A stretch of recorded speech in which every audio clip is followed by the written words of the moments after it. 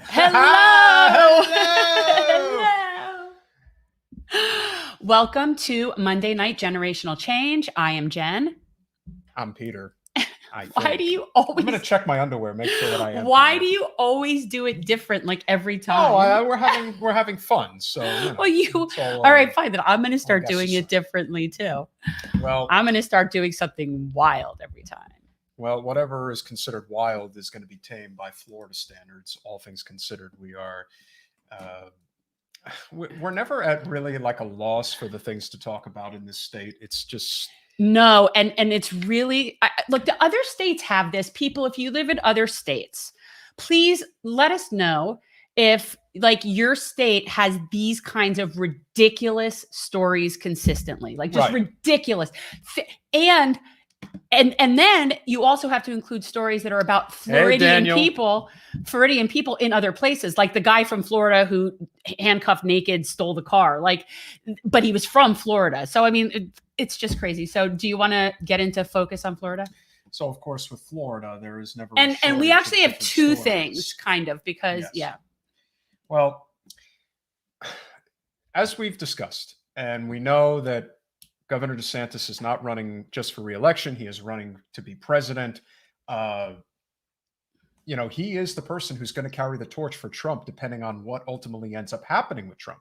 And as we know, Trump was just banned again for 2 years from going on Facebook. Yeah. And that, unfortunately, again, I'm opposed to that. I'm opposed to that as well. I am opposed to the banning of Trump. Yeah.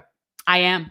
I am opposed to the banning. You can censor him if he does something wrong. You can reprimand him if he does something wrong. But banning him, you remove the items or speech or content that is questionable, but you don't ban the person. Again, I don't believe in doing that. I think it is just not. Fact that big tech, and because the Democratic Party, from a business standpoint, is no different than the Republican Party. So big tech, who is in the Democratic Party, is using their power to basically, stifle freeze out the Republican side, which is not right. And again, we don't agree with their philosophy, but we believe in the Constitution. And either you believe in the Constitution or you do not. Right. So that to me is really what it comes down to. People don't understand that the point of the First Amendment is specifically to protect the speech we don't like. Correct. That people don't like. If everybody liked it, kumbaya, and who said we wouldn't need rights. Who is the most famous philosopher that we know that has repeatedly said that it is not about protecting the speech that you like, it's about protecting the speech you don't like? I don't know who said it that way. Noam Chomsky.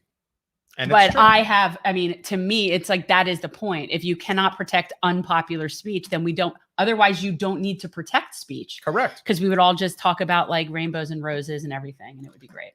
But of course, if Trump is not able to carry the mantle, there is no question that Ron DeSantis is the one who's going to carry it. And I think the way that he prevents that from happening is this. Yeah. Like, I think that is how he, Well, I also think that Ron DeSantis, it's amazing. We think about how bad he is in so many respects, but compared to somebody like Mike Pence, Ron DeSantis is definitely better.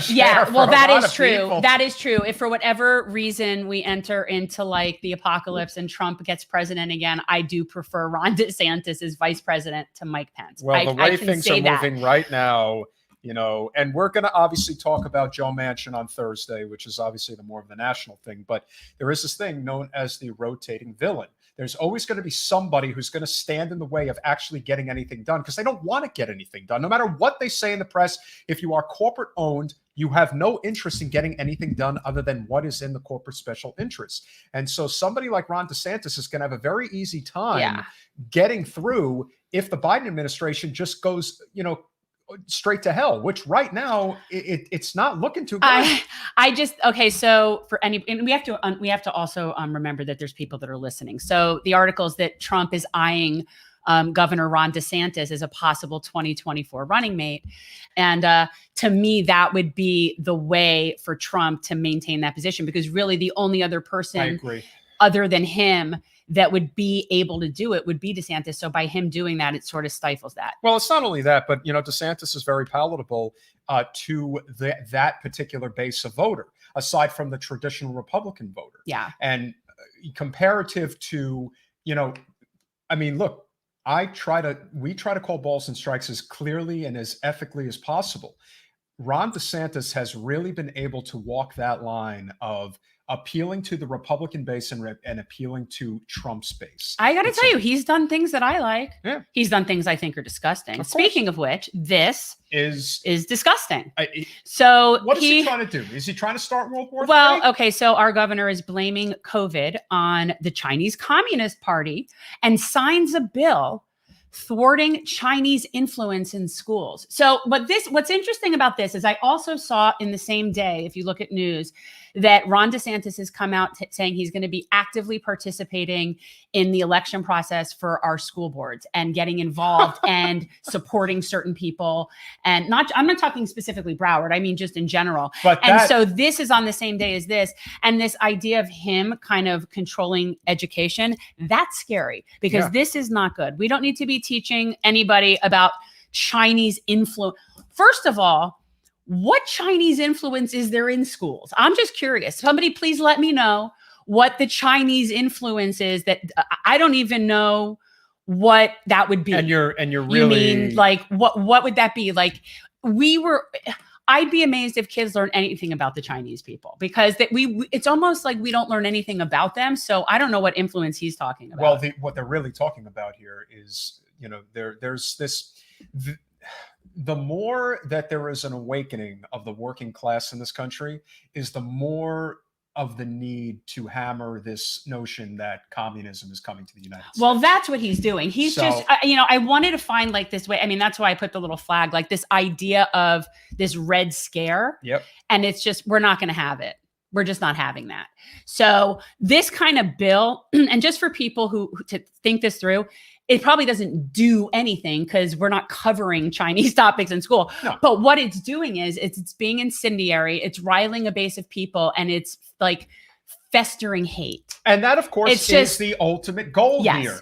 This is what ultimately ends up happening is this divide and conquer strategy. But it doesn't, my point is it's not something for people in regular life to really be concerned about in terms of it's not going to do anything, but it's ridiculous. But I do not like the idea of him getting involved in our county school board races. No, but when they talk about, hey, Sam's here. So, hi, Sam. So, and ultimately, the idea is to create enough of that division, but we're talking about a time right now where there's this constant, they want to talk about all types of minority hate. They talk about Asian hate. Oh, well, that's a big thing right now, and he's getting on that. If you want to talk about what Asian hate is going to look like, if DeSantis starts going, bananas with this type of thing, it's pretty serious stuff. Yeah. There's a difference, as I always say, there is a difference between, let's say, the Chinese people and the Chinese Communist Party. There is a difference between people who vote Republican and Republican elected officials, just like there is a difference between Democratic voters and Democrat elected officials. But see, he's banking on people not no, he actually doesn't really care whether or not you can distinguish between the Chinese Communist Party and Chinese people. He doesn't care what the consequences are, and that people that don't know the difference. DeSantis is about DeSantis. That's what he's about. Yeah, and he's doing things left and right, figuratively and literally, to set himself up. And it's interesting because Royal Caribbean they have now changed their vaccination requirements for Florida and Texas cruises. And this is all about business. This is about nothing more than business. Yeah. You can look at it and say, is there a need to have vaccine requirements for certain circumstances? I would argue that something like a cruise is probably where you would need to have to. Again, this is a very fine line, and they say, show your papers. But when you're talking about a cruise, you're talking about the ultimate petri dish. Well, I've always thought that. See, this is why I don't cruise. I'm not going on a cruise. Correct. I respect people. You like cruises, great, have fun. To me, it has always been a floating petri dish, so I wouldn't go on one. But what's interesting about this is so specifically Texas and Florida. So you've got Governor DeSantis, you've got Governor Greg Abbott, who basically put the kibosh on the cruise lines in their state from being able to enforce those restrictions. And so you know, they are really like, I think it's just such a political, leveragey kind of thing to do. And it comes off looking strong, and it comes off looking good to people who especially, you know, are very pro-business. Roger, big fan of the show, big friend of the show. Really appreciate you as always. We are going to address the New York Health Act. We're obviously going to talk about it at length. Yes. We're going to talk about it at length on Thursday. There was a thing today, though. Yes. Was there something today? There was a sit-in Okay. in Albany. Okay. And the only person really of note, you know, do we know anyone there that was there? Did any Cynthia Nixon was. Good for her. She's, you know what? Good. But see, that is leadership. Diane Morales, why did you vote for Andrew Cuomo over Cynthia Nixon? This is also a problem. That's a problem. It's a problem. And so when people on the left feel that you are a wolf in sheep's clothing, there's a reason why people feel that way. Cynthia Nixon, despite not having electoral experience, and you can give the argument that that's why I didn't support her. Well, that's what the thing. This is my thoughts. Is that until we would be able to ask her what her reasoning was, I don't like the idea of really kind of shaming about Roger, you did a fantastic job. We caught that on social media with the drawing of the white lines of people on the ground, basically saying that, listen, people are going to die without health care. Yeah. This is not a joke. Yeah. This is a very serious issue. So what day are we doing? The 22nd. July 22nd, our live stream will be a telethon supporting the healthcare in New York. So that's going to be a big deal. In addition to any of the other, you know, the serious issues right now, it is Carl Heastie, I think is how you say his name. Is that how you say it, Roger? Carl Heastie? He is the Speaker of the Assembly, and he is the person who is holding up the New York Health Act legislation from getting a floor vote. Oh. So it is... So... that's like a bootlicker. That's bootlicker material. Bootlicker of the week is Brian Stelter. We're letting everybody know now. That's not fair. Then you can't do that. Then you just ruined it. No, I ain't ruining it. Ruined bootlicker. He has to be the bootlicker. If you see the interview that he did with Can Jen you Psaki, not digress? So but I will say that in terms of any of the other things as it relates to Florida, we'll get to Florida Bites after we have our special guests coming on. It's going to be a very fun evening as far as that's concerned. But we have a couple more good stories. Yes, there's definitely some Florida stories. So Jimmy Kimmel, who I do not care for whatsoever, did say that Florida is America's North Korea. I think that's taking it too far of an extreme. Meh. But Jimmy Kimmel, meh. But I also think that there is this idea that Florida is the redheaded stepchild of the United States. Oh, but that's what I'm saying. So people out there, whatever state you're in, please let me know if it's really just us, because it could be, or if other states have that too. Like if you're in Oklahoma or Arkansas or I don't know, Nevada, do you sit and do you look at your state news and see how you're reflected in other places and feel like you are just Florida, like you are just that pathetic? Like, no, I'm serious. Like, is it we think that because we're here?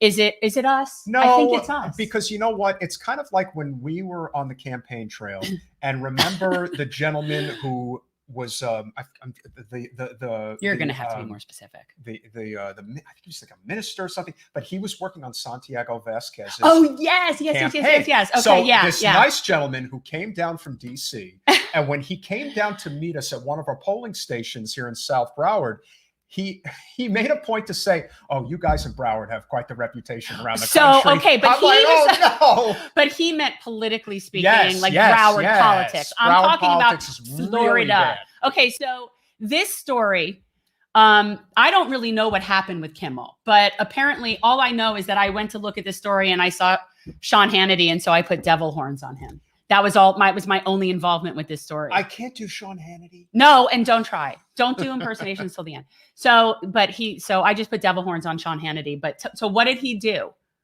Well, what he did was he basically was, he likes to take pot shots at Florida because Kimmel. Okay. And we're so hyper divided right now that these guys on late night TV, everything is now politics. They don't even do comedy anymore. So basically, they're propaganda talking pieces. That's all they are now. Well, again, Florida is a red state, and it is Trump's state, and Trump's, little drummer boy is our governor. And so because of that, they think it's fair game to basically just throw all of us under the bus. So Kimmel compared us to North Korea, which again, from my perspective, that's going too far. Actually, what's so interesting is, politically speaking, we're actually more the opposite, because DeSantis and those people's attitude is very laissez-faire business and just let the chips fall where they may. Whereas North Korea is very authoritarian. Also, Florida is a much more county-run state. It is, which is actually a good thing. If a lot of people for people who don't live in Broward, well, that's true too. But because Broward is Broward, and maybe that's part of the reason why we need to have these discussions about eliminating the weighted vote, for example, and whether that will stand, because we want to be able to have more of that expansion in terms of, where the power, the power goes. Okay, so we have to get to this last story in Florida, because I couldn't bring myself to actually read it. So so the story is that a Florida dad threw his infant at a deputy after a high-speed chase. And from my understanding, he threw it he threw the infant, hurled the infant. So can you elaborate on what that is, on what happened in this? So essentially, this guy gets cornered by the police. I believe this is in Miami. And rather than be taken by the cops, he decides to chuck his 2-year-old. It was his 2-month-old. It's an infant. Yeah, it's an infant. 2-month-old infant at the cop to basically ward off the police. He used the child as a weapon. What? Right. So I don't know if everybody can see my graphic. It's very amusing to me. I mean, it's really demented, but that is a Florida story. I mean, I just can't. Roger, we are going to want to have as many people from New York on the podcast watching and conversating on Thursday, because Thursday, June 10th is the deadline. And we want to have as many people basically calling Heastie, as well as Senator Stuart Cousins. Who's our guest on Thursday? Do we? Not all right. Off the top of my head. Okay. But very important that we do go over that. And yes, I love Florida like a gulag. Sadly, the West isn't. Kevin, look, the country overall is just not in good shape right now. And so that's a big part of the problem, is just recognizing that we do have a lot of these issues. So with that said, we actually I gotta message John real quick. Raleigh's coming on Thursday, and what's fun about that is, so my Pilates instructor, who's also a friend, shout out to Emily Katz Abdurulzak. I did it right. But anyway, so she forwarded me this video that a friend of hers from college did. Now, Emily went to NYU, and a lot of the people she went to school with are exceptionally talented people. They just are, because she was whatever. Yeah. So anyway, so she sends me this video that a friend of hers from school did. And they did this video about that plastic is not recyclable. And everything that you're been told about that is basically a lie. And they did this video, and he's so entertaining, and he's in the video. And so on Thursday, what I want to do is we're going to just show, it's a short video, is just show the video. Very funny video. Yeah. So I think what we're going to do on Thursday is show the video, and then he'll come on and talk. Because I think you have to see the video, and it's just really, it's short and it's fun. So he's going to come on and talk Thursday. Well, that should be a lot of fun. We do have a little bit of time, because we did have what was supposed to be a special guest hopping on. I don't know what may or Who was that? I'm not saying it's. You'll see. I don't love surprises. I mean, I get shrieky, and so I don't know that that's good. Well, speaking of shrieky, if we have a few minutes before Florida bites. No. I want to talk about the panel yesterday. Oh, yes. Very important. Okay. So we were, Jen, it's a very good story. But so I was called a couple of months ago by Gabriel Shipton, who's Julian Assange's brother. And he and his father were going to be in the States. They're here now. And they asked if I would help coordinate a speaking engagement for them while they're here. So I didn't have that much notice. We're still having a lot of things shut down because of COVID. And I found out we're also competing with things like graduations. But anyway, we couldn't get an indoor venue for this panel discussion. I got speakers that are great. We had great speakers. Thank you to all those people. It was Scott Luxor, Mara Schlackman, and Sandy Davis. And it was great. But we had to have the event outdoors at a place called The Farm, Earth and Us Farm. Shout out to Earth and Us Farm in Miami. It's a great little farm. It's a rescue farm, lots of pigs, lots of birds. There's bees.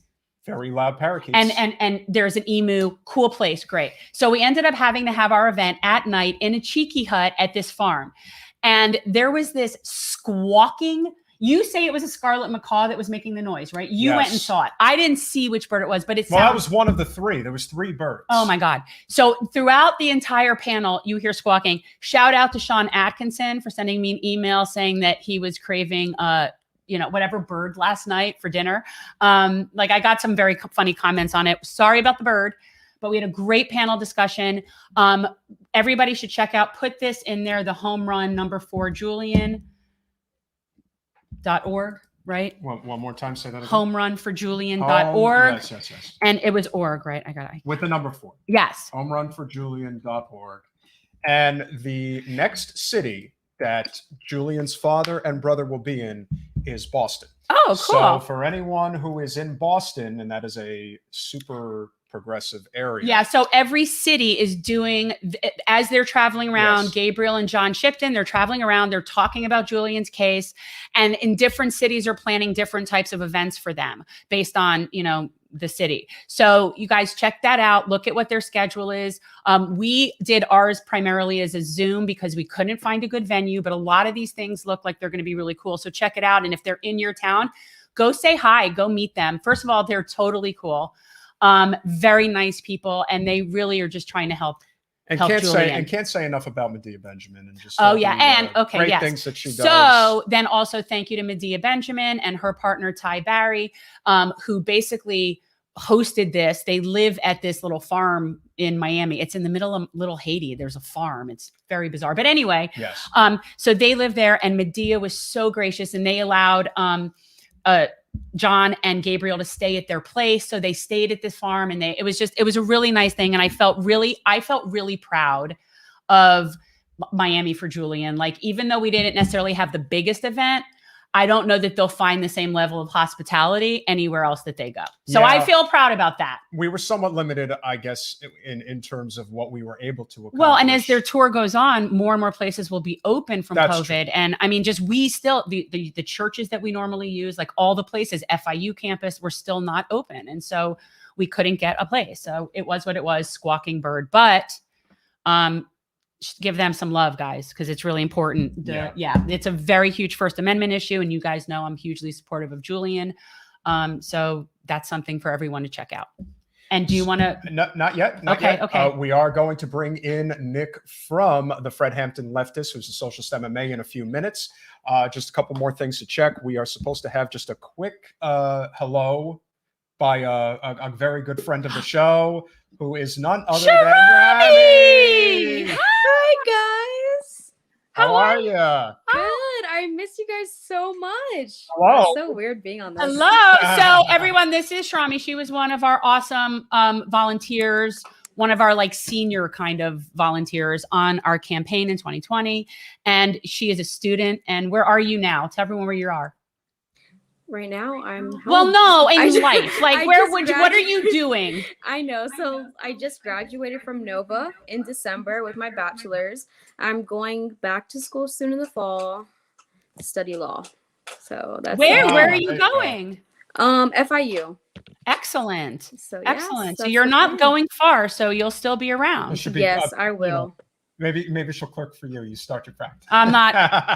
No. I'm starting to do some early terminations of probation kind of work, like getting back into doing some stuff. But we'll see. Yeah. So the reason why we are bringing on our lovely friend this evening is because she is starting her own podcast and wanted to make sure that everyone had an opportunity to check it out. Shirami, the floor is yours. Please let us know the name and let everybody know where they can find you. Okay, so my friend and I just started a podcast. We launched our first episode on Sunday. It's called the Modern Brown Girl Podcast.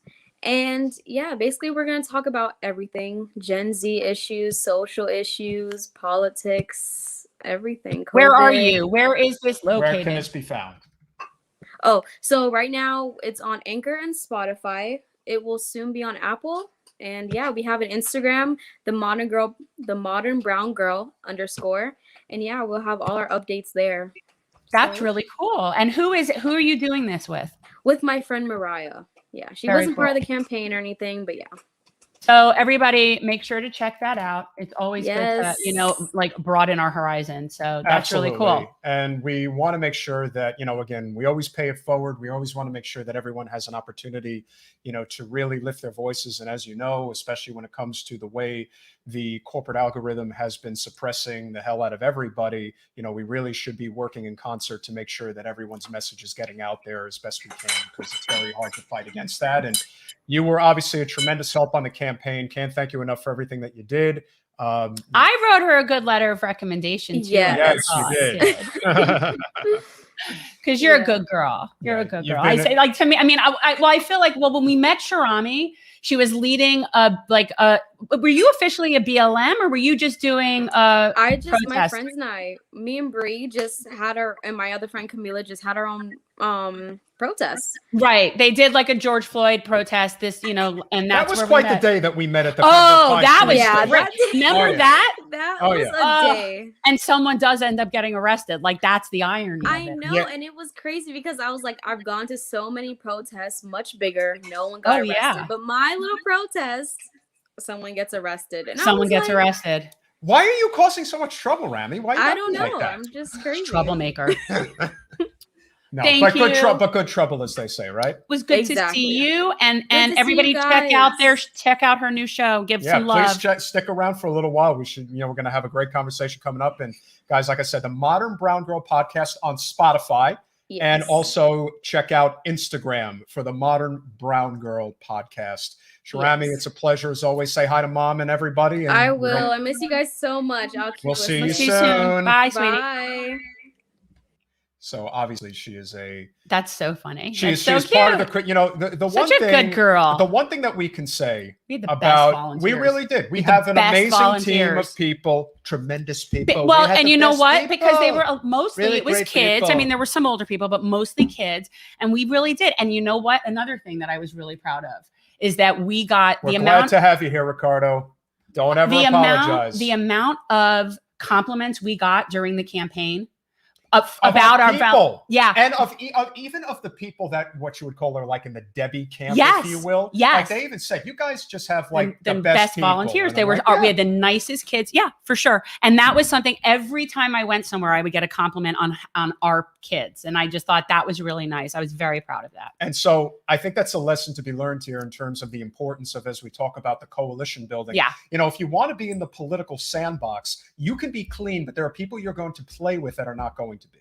And so being able to bridge that divide, I think, is very important. And I know that there are people that have very strong opinions about Nick and a lot of different online left activists in terms of what is the right or wrong strategy. There is no wrong strategy. It's just trying to figure out what is the best way. Are you bringing on controversial guests now? We are bringing on somebody who I think is very important in terms of, just the overall conversation. I think it's very important. So with that said, let's I like to talk. We'll talk. Yeah. You say you'll talk to anybody. I'll talk to anybody. Yeah, that's for sure. So without further ado, Nick, welcome to Generational Change.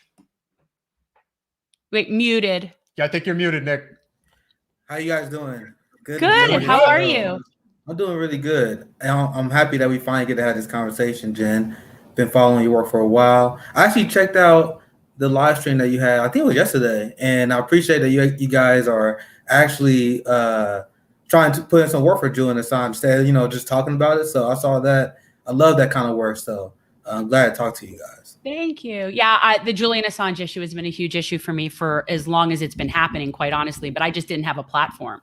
So, I would have been screaming from the rooftops about this for the past 10 years, but it literally would have been just really into an ether. So, a great start. We already have one mutual friend of the show. Sabby Sabs. We love Sabby here. And by the way, since I don't know if you guys saw, but Sabby joined Hampton Leftists last week. So we were very happy to have her. Ooh. We had our first interview. We was together on Wednesday when we were talking to Cherry Hanakala. I think I'm saying her name right.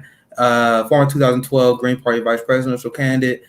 Sabby killed it as always. She joined us on the main panel on Thursday. Killed it again. So we are super happy to have Sabby, a very powerful Black female leftist voice in the political discourse right now. So I always want to prop up as many Black female voices as possible, and she's a very powerful voice as well. So we're glad to have Sabby on our team.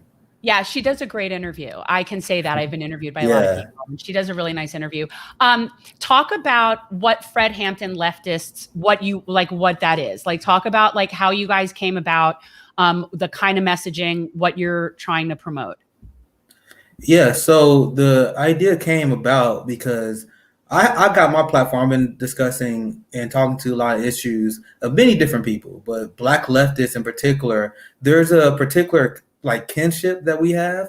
Because if you talk to Black leftists, we kind of have a very similar origin story. Like, especially if you're around my age, where we first got interested in politics because we saw Barack Obama. And then these stories always vary based on what age you are, but mostly it's kind of the same. If you talk to Black leftists, Jackie, she's a little bit older. She told me the same thing when it came to the Clintons. There was a point where younger Black people, in my case, around my age, we like Barack Obama. We were loyal to the Democratic Party.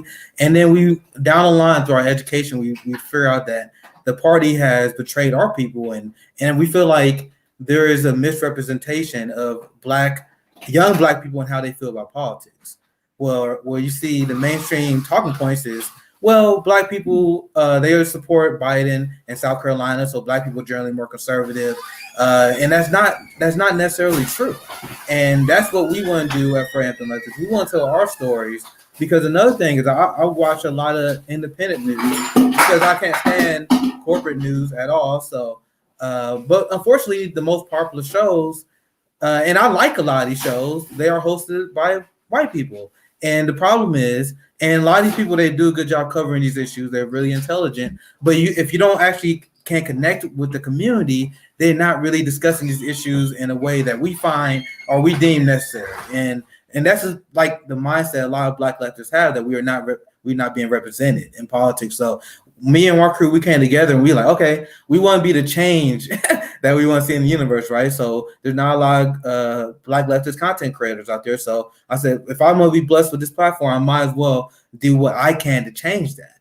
And we picked Fred Hampton. I mean, there's people like, oh, how dare you call yourself a Fred Hampton leftist? I'm not saying that I am Fred Hampton. Fred Hampton and our revolutionary leaders like him, Malcolm X, MLK, these are the people we strive to be like. These are the revolutionary leaders that Black capitalists like Barack Obama and all of them want us to forget. And my message is, we don't have to be perfect like Hampton, but if we strive to be like that, we'd be in a much better position as a people and as a community. And that's the message that we want to get out there and present the news from a Black leftist perspective, because there's a lot of details that get missed through the cracks, even by people who I'm actually pretty big fans of. It's just the reality of the situation. You can't expect everyone to know about the struggles of a particular community. So we got to tell our stories ourselves, and hopefully we get some people to listen. So, and I've just been happy because people are willing to listen, right? Where are you based, Nick? Are you in what part of the country are you in? I'm in the Midwest. I'm in Kansas City. And Fred Hampton Leftists, we are all over the country. I mean, we have people on the West Coast. JB live on the East Coast. CJ, I think Sadie in California as well. Our producer John just moved to Kansas City. He's on the thread. John, there you go. There's fellow leftists. Kansas City is slept on. Midst. Oh, Kansas City's there's a very big progressive streak in Kansas City. And, very slept on. Well, I mean, between I-70, between St. Louis and, Kansas City, it's kind of like Pennsylvania in many ways. I've never been to Kansas. And Philadelphia, and then it's that state that's in between, and I'm assuming that in Missouri, it's kind of like that. But, the thing that we've been really trying to do on the show is bridge this divide through, what we constantly talk about is this non-corporate, nonpartisan labor movement. And being able to really build on that, I think, is how you kind of cut through all of the red tape, all of this. Well, should you be fighting in the Democratic Party? Should you be fighting for a third party? I think if the central argument is to fight on the issues that matter most, that is how we avoid a lot of these pitfalls where, the minutia gets, kind of bogged down in this idea that, well, you're not left enough, you're not progressive enough. No, to me, if we fight on those core issues that are non-corporate, non-partisan, that's how I think we build this going forward. How do you feel about that? My biggest thing is I'm policy first more than anything else. And the idea that people, like, there's people that ended friendships and created big drama and beefs over who they was going to vote for in the 2020 presidential election. Now, how ridiculous is that? People end in relationships with me because you don't vote for Biden, cancel. What? We fighting for the same issues. I just brought up the issue of Julian Assange and what you're covering. If you are standing for Julian Assange, if you're standing for U.S. imperialism, if you're fighting for healthcare for our people, why would you tear down relationship with people based on who they vote for? Like, why would you even put that much stock into electoral politics? Because as a leftist myself, I believe electoral politics is a tool in which we can create change. Because when Jennifer was running, she was radicalizing people and getting people on board with healthcare. She was talking about the issue of Julian Assange when he was running. That's the positive of electoral politics. Yelling at people because they don't want to vote for two corrupt warmongers at them, that doesn't make any sense. That is what dividing the left. Telling people to shut up and vote for your oppressors, that is what dividing the left. I want to have these conversations with anyone who support these great issues. They want to come on the show because I see the issues that you guys raise on the show. I want to just discuss and continue to spread those ideas. But when you have people who are super quick to call out and cancel people just because they have a small disagreement, like this is the kind of stuff that's tearing down the left, and this is the kind of stuff I don't tolerate. And that's what we want to do at Hampton Leftists. We want to build the bridges. We want to talk to the Jimmy Dores. We want to talk to the professional wolves. We want to talk to everyone that's on the political spectrum, see what we can come together in agreement with. And the crazy thing is me saying that is controversial. Me having Jimmy Dore on is controversial. And I want to ask people, how is that unreasonable for me to want to talk to other people and bounce ideas off of them? And that kind of what dividing the left, isn't it? Yeah, I mean, I tell him all the time, I will no longer engage in discussion or hearing people's thoughts, opinions about with whom I discuss, have on my show, or whose show I go on, or anybody or any other interactions with humans that I have are no longer discussable for other people. So you could say whatever you want, but I find it ridiculous. And my attitude on it is that I will go to on any show, talk to anyone on any platform that I think will help move us in the right direction. If I think there is a value to be had. And that is it. I got crap for going on the Tim Pool show. I got crap for having Vosh on my show. I get crap for anybody that I'll talk to. And I don't care, because what happens when you go on a show like Tim Pool's show is that you're reaching a whole different audience outside of your echo chamber. We got not just out of subscribers. That's not the issue. Remember we were at the art walk and some young Black kid comes up to me. He was probably in his 20s, but I kid. So, and he says to me, "Hey, are you Jen?" And I'm like, "Yeah." And he's like, "I saw you on the Tim Pool show." And so when you look at the crossover demographics that are happening when you do that, it only makes our movement stronger. It doesn't, it's a good thing, to do that. So it's new voices. I think it's the most important thing that we do is build these coalitions. Yeah, I thought that was the point of politics, right? Because do you guys remember when Bernie Sanders went on Fox News and all the liberals was attacking him in bad faith? Yep. Even though Pete Buttigieg, he went on Fox News too, they were silent about that. But that's a story for another day.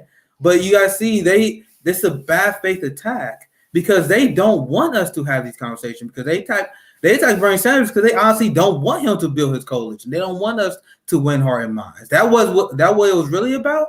But they was attacking them in bad faith, like, oh, how can you talk to these people? How can you give them validity? But if you go on someone else's show who disagree with you, if you talk to people who disagree with you, and you bring those people over, isn't that the point? Isn't that how we win? And I tweeted after the Door show. Meanwhile, there was a very small group, and I want to emphasize small, group of deeply unserious people who got upset because I platformed Jimmy Dore. Like, no, he platformed me. I can't platform him. Yeah, I was going to say. I can't. That's not how it works.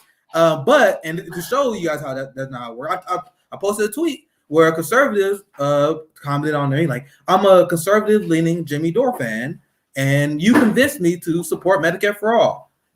And because I tied it to racial justice, like, when you frame it that way, I didn't think about it that way. That's also why you should listen to other people and other people's perspectives, because they can frame it in a way that may not have worked for someone who came from another background. But that's a story for another day. But my point is, once again, that's just someone who's been converted to Medicare for all because of what I was saying. Yeah. And even though other people will be like, oh, they're conservative. You looking for a conservative audience? That's how we win. And the people who say we should not reach out and build bridges, I kind of side eye because I feel like you guys giving us bad is advice on purpose, because that's what the liberal establishment do for progressives. They give progressives bad advice on purpose because they don't want to see us succeed. So when they tell Bernie Sanders, oh, you can't go on Fox News. Oh, Bernie Sanders, you can't go on Joe Rogan. That's not them saying that because they really believe it. They're saying that because they know if he go on Joe Rogan, the biggest podcast on earth, he will win people over. So they do this on purpose, and people who still buy that are, I mean, you lacking a very crucial critical thinking skill. And it doesn't make any sense to me. So I agree with you. And that's why I appreciate you inviting me on my show. I mean, so invite me on your show, because I'm willing to have these conversations with anyone. And if you have anyone in your audience who don't like me, because there's all people that don't like me, because I attack and I challenge politicians, some people favorite politicians, maybe they hear me out and maybe like, oh, maybe not that unreasonable. Or maybe they say, oh, actually, I was right about him. Either way, it's good. Like, if you don't like me, you listen to this interview, you're like, oh, yeah, I was right to not like that guy. Then that's fine. At least you heard me out. At least we had the dialogue. At least it was honest, instead of just smearing and attacking people from behind. Yeah. You know what I mean? Yeah. And I think that, well, and you touched on something interesting right there, because quite honestly, people shouldn't have favorite politicians. They're not like, they shouldn't be on, unless it's somebody that you would put a poster above your bed, then it shouldn't be somebody that you kind of idolize, right? I'm just saying. So, I would never understand that. Mine was Andy Gibb, and I would still stand by that choice. And he was in his shadow dancing outfit from the 70s, and it was above my bed. But my point is that nobody should be idolizing these people. They're supposed to be representing you. They're your employees. So, which we should treat our employees nicely. But I think we go above and beyond for them. Yeah, and I never understood the worship of politicians, and that's why I don't apologize with you. Like, if I hurt your feelings because I criticize your favorite politician, you like AOC, I criticize her, and I hurt your feelings. Sorry, tough luck. Because I am very open about my political development, and I talk about how back in the day I used to be a strong Barack Obama supporter. I used to have more liberal-minded tendencies just because I was going with the cultural flow. And then eventually I'll grow and evolve. Now I'll tell you guys how that happened. I talked to Dr. Cornel West. He's one of my heroes because he was one of the people who broke my cognitive dissonance of Barack Obama. So there was a time where Dr. Cornel West and Michael Eric Dyson, he was another prominent intellectual in the Black community. But Michael Eric Dyson is a little bit more liberal-minded, but he's a good intellectual. So he will properly explain to you all the problems in the Black community. But the problem with Eric Dyson is he's like, but this is why we should support the Democratic Party. And this is why we should support Barack Obama. This is why we should support the Clintons. So he was explaining the premise well, the premise well, and that's why I liked him. But I didn't know he was getting the conclusion right. And I remember during the Barack Obama administration, he was saying like, "Yeah, I know Barack Obama wasn't exactly what you guys say he was going to be, but it's very unfair to criticize." And he went after Dr. Cornel West for this. He went after Dr. Cornel. He said it's not fair to attack our first Black president, because that hurts our chances of getting other Black people in places of power, and that's our chance of reaching emancipation. And obviously, we know why this is ridiculous, and that's why Dr. Cornel West called him out. And he was like, no, this is crazy. Dude. Barack Obama is a Rockefeller Republican in blackface. And the reason I'm bringing this up is because this dialogue and this debate that they had through op-eds, and it was like a big thing they were showing on BET. I wouldn't have turned on against Obama if I had that worship of politicians, because Dr. Cornel West did get backlash, especially from the Black community. How dare you worship Obama? Yeah. And that was around time like, all right, that line of thinking is ridiculous. And the same thing happens to me when it comes to politicians now. Like I was a big supporter of Bernie Sanders and the squad and LC on them, but that doesn't mean I'm not to criticize them when they do wrong, because I don't worship politicians. That's not how it works. That's not how it ever worked. Yeah. What's interesting is what are your, if you're like disillusionment about Barack Obama is very clear now, like, what are your thoughts on Kamala Harris as the first Black woman vice president? And they really play that up. And my thoughts on identity politics are that the identity of the person only matters in as much as they're representing the people of that identity. So if that identity means that they're bringing that perspective to the table and they're representing those people that are their identity, then that's great. Then that would be good. But just because someone looks like that doesn't mean that's what they're doing, is my thoughts on identity. Yeah, and I agree with you 100%. The problem is, and this is another giant issue I have with the Democratic Party and liberals in general, is that they bastardized the meaning of identity politics. And it got so bad to the point where just like mentioning identity politics is somehow toxic and cancer to most people, because they just relate it to people like, oh, I want black face and hot face. Oh, he's just some person who just used a race car all the time, because that's what the Democratic Party reduced it to. But the reality is the concept of identity politics is something that has been reached and it's been lectured by people like Angela Davis and famous black revolutionary leaders decades and decades ago. And the original premise of identity politics is connecting the issues of the state, everyday economic issues, and how that connect to your individual personal community, and how you can acknowledge your part in your community, and how you can increase and help and advocate for your community. Now, let me repeat that again. The original concept of identity politics was how all these worldwide issues connect and impact your community. And now they've changed that and they bastardized it to, oh, just a politician in a high place. Kamala Harris, black woman president. So identity politics, we won. That's not true. Like Kamala Harris, and this is why they chose her. This is why they like her and Barack Obama, because they cover for the crimes of the neoliberal establishment. It's easy to support like prison slave labor. We have a black woman in charge of doing it. I don't know if you guys saw the clip today, but she was talking to, I think she was in the Guatemalan embassy, where she was like, "Don't come." Like she sounded just like Trump. It dropped today, and there's no difference between her rhetoric on immigration. And once again, I don't know if you saw the video clip, but she was like, "I got one thing to say to you guys: do not come. There are legal processes in which you can enter." I mean, she sounds just like Steve Bannon. So That's how they get away with it. They use their identity to push neoliberalism, and that's how they bastardize identity politics. And that really frustrates me, because if you look at the intellectual concept that derived from identity politics, it had real merit. It had very real, like you were talking about how state violence impact Latino communities, and then how that connect to Muslim. Like, it wasn't this exclusive thing that the Democratic Party made it. So now it's like exclusive. Now people are like, oh, you're just a black guy pushing identity politics, so you must not be for this community. I know it's the concept of identity politics is talking about how all these issues connect to other communities and other issues, and how we connect with that. And this is stuff that Angela Davis wrote back in the day, and a lot of other black intellectuals. But this is part of the muddying of the water of the liberal class and what they do, and what we try to communicate at Hampton Leftists. It's not a toxic kind of, like, it doesn't have to be toxic. And I know why you brought that up, because the mainstream political discourse made it toxic, and obviously conservatives ran with it, and liberals made it easy for them to make that happen. But it's a shame that that was came to, right? Yeah. Okay. I have to tell you something. This is totally like sidebar. I don't know if my mom's watching. Mom, if you're watching, ask Dad if he would ever want to take Nick's deposition. Just ask Dad. If he would want to take Nick's deposition. My dad's a court reporter. And he always said, I talk really fast, and that'd be, but you are just like, you're. Well, yeah, the Midwestern slang. But you have a real passion for it. And I think that's very important. I think identity politics is used as a weapon. I've always felt that way, because I always feel that the primary issues that we're fighting for, especially things like healthcare, living wage, ending the wars, legalizing cannabis, things of that nature, no portion of our society would benefit more than people of color. So this idea that we're not focusing in on issues, I still feel that while identity is important and that people should be represented, if that's what you're leading with, and you're not leading with the policies that will most benefit those individuals, that's when we get marred down in these fisticuffs amongst each other, when in reality, we should be talking about the fact that right now, Jeff Bezos thinks he's going to the moon, and Amazon workers are not allowed to form a union.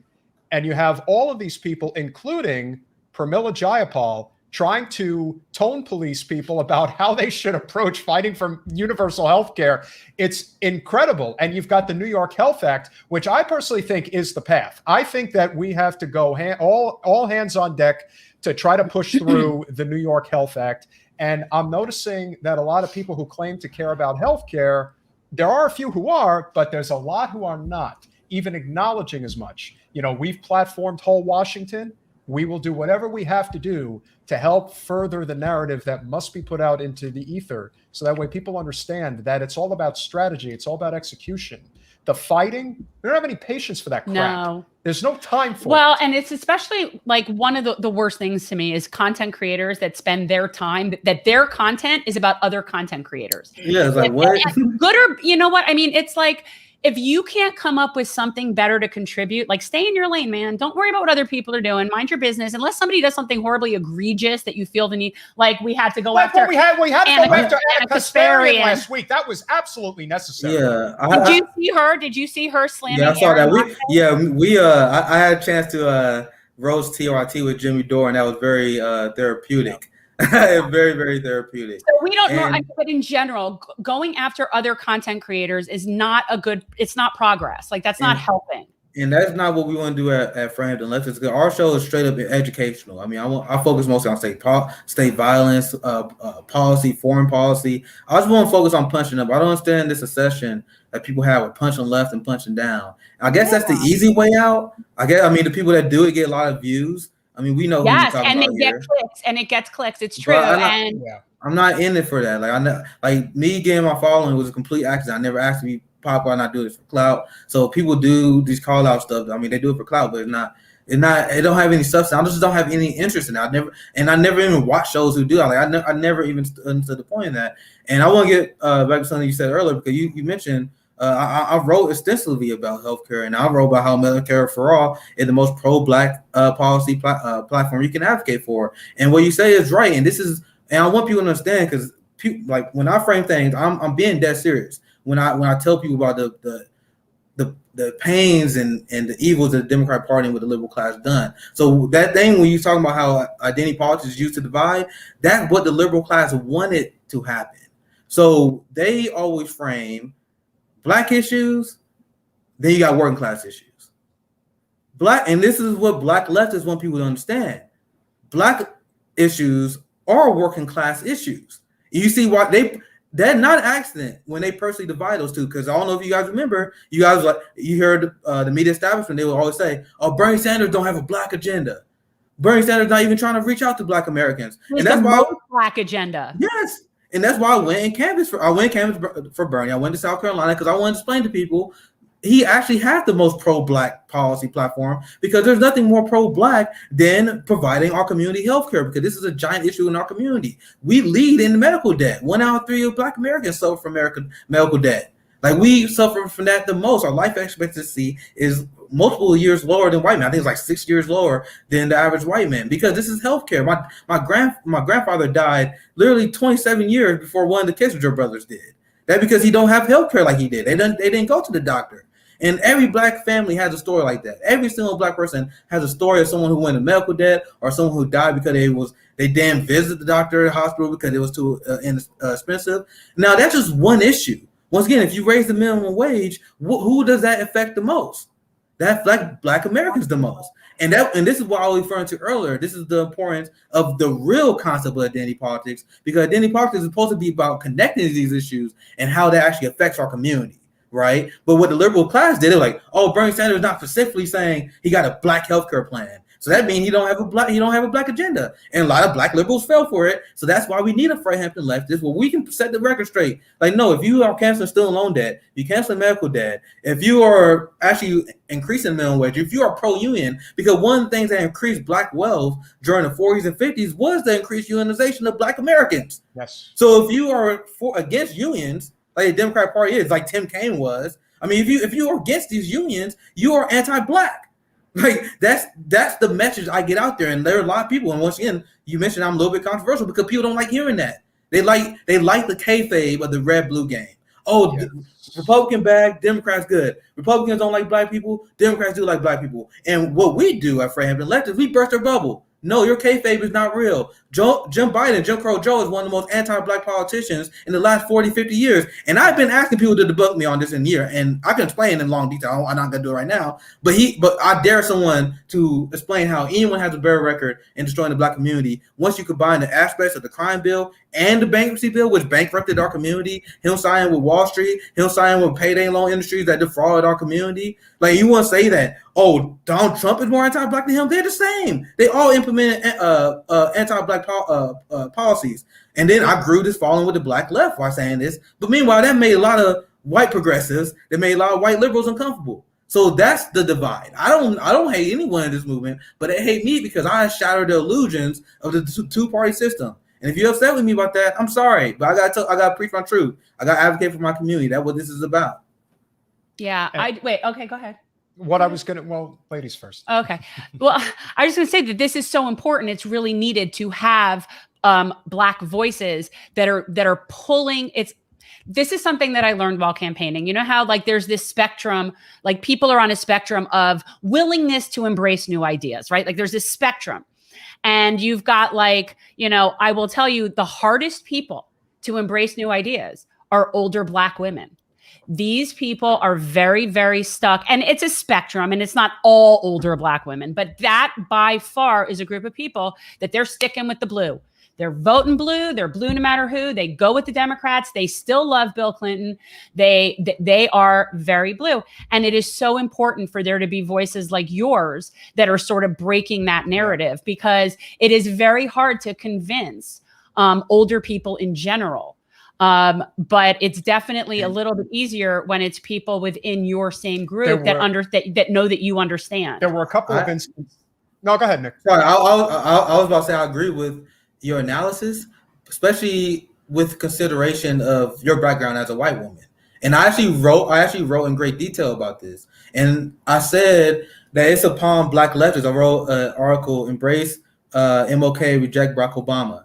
And because what you describing is actually a really big problem that I acknowledge and I saw in our community, where we had an entire generation of Black boomers who was straight up brainwashed by neoliberalism in the Black Congressional Caucus. That's a giant problem. That's why if you look at, despite the mainstream narrative, the mainstream narrative is Bernie Sanders struggled with Black voters. That is not true. Bernie Sanders struggled with generational across the line.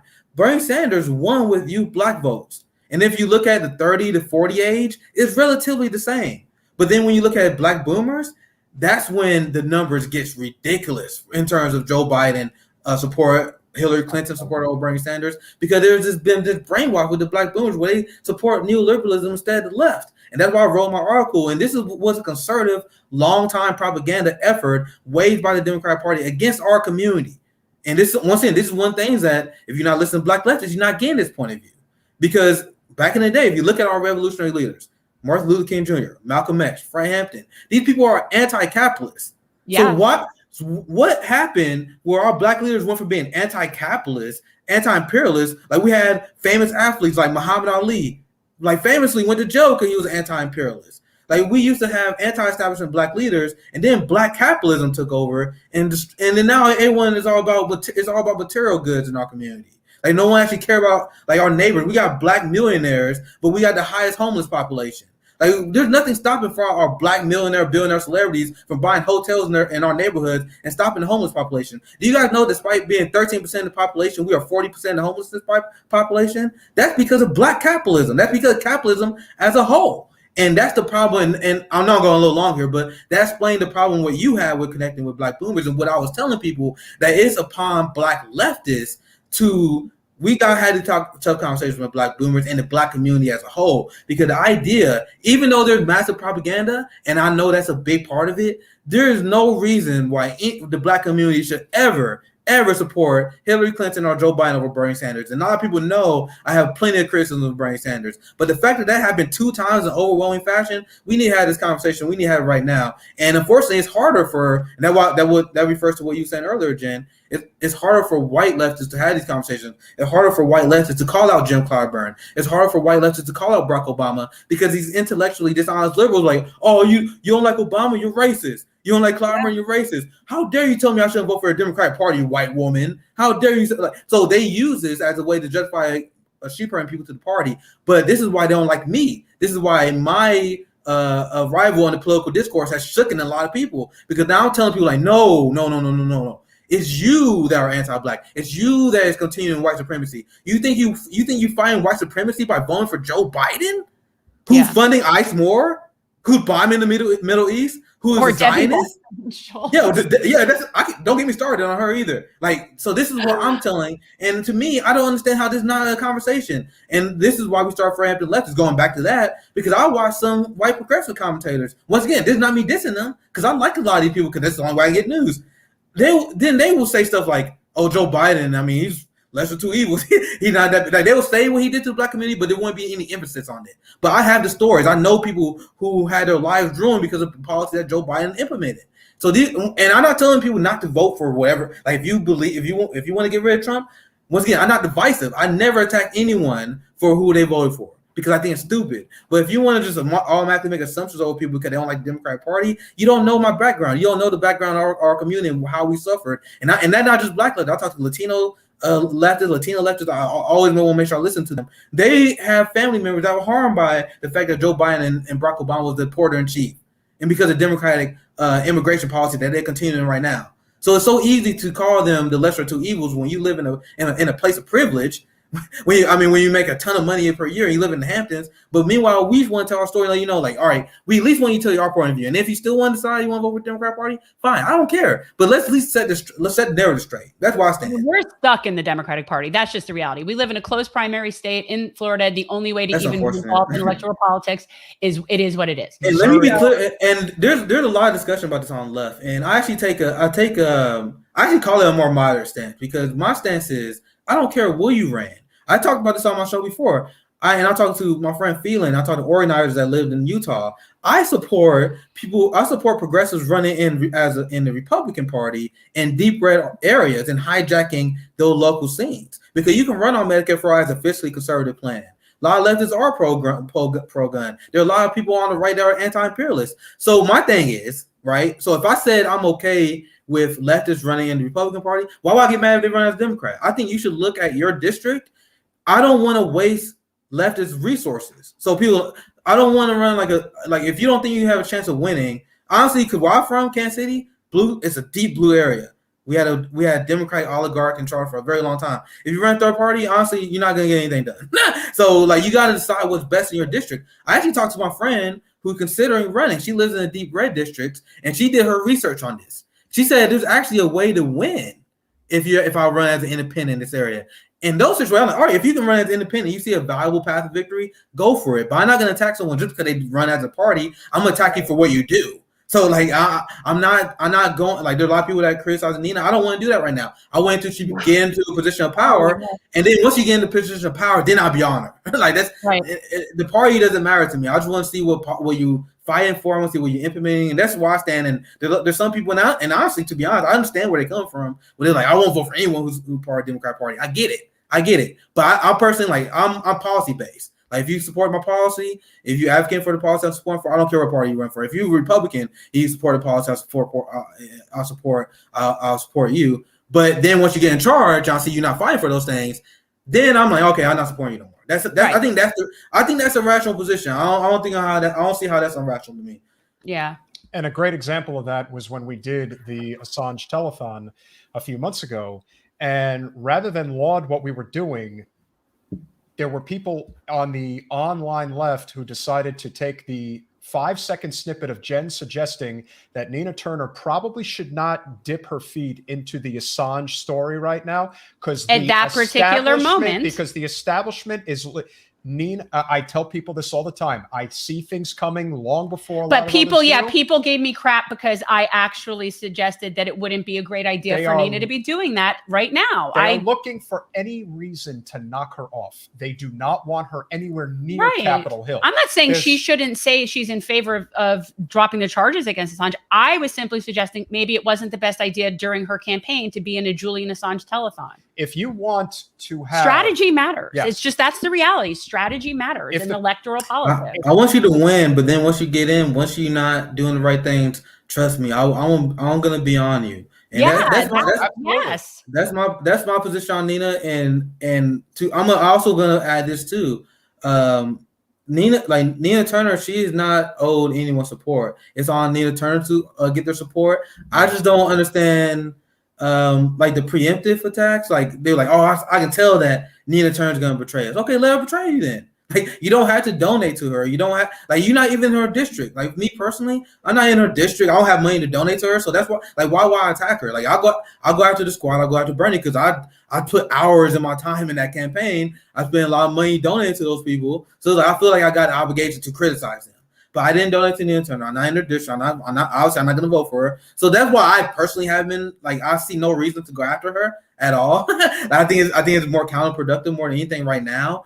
But trust me, once she mess up, I'll be the first one on her because we supposed to hold politicians accountable. And I like the intern. We follow each other on Twitter. I mean, it is what it is. It is what it is. Like if I see you messing up, if I see you actually being complicit with funding the police more, like the squad did with the Capitol Police using January 6th, I'm gonna be on you because that's a legitimate criticism. Like when you don't speak about Julian Assange, these are legitimate criticism. And when you like, I heard what people got mad at you for. I'm like, whatever. It's whatever. It's whatever. But if you get in office, you're not talking about that. Okay, what is that about? Well, and again, I wasn't suggesting that she doesn't mention it. I use the platform to talk about Assange. I just don't think that that's the kind of thing you should be doing in the middle of a campaign. I also think that there's it's kind of like a weird thing. I think Jen is in a very fortunate position, as even, especially if she does choose to run again at some point.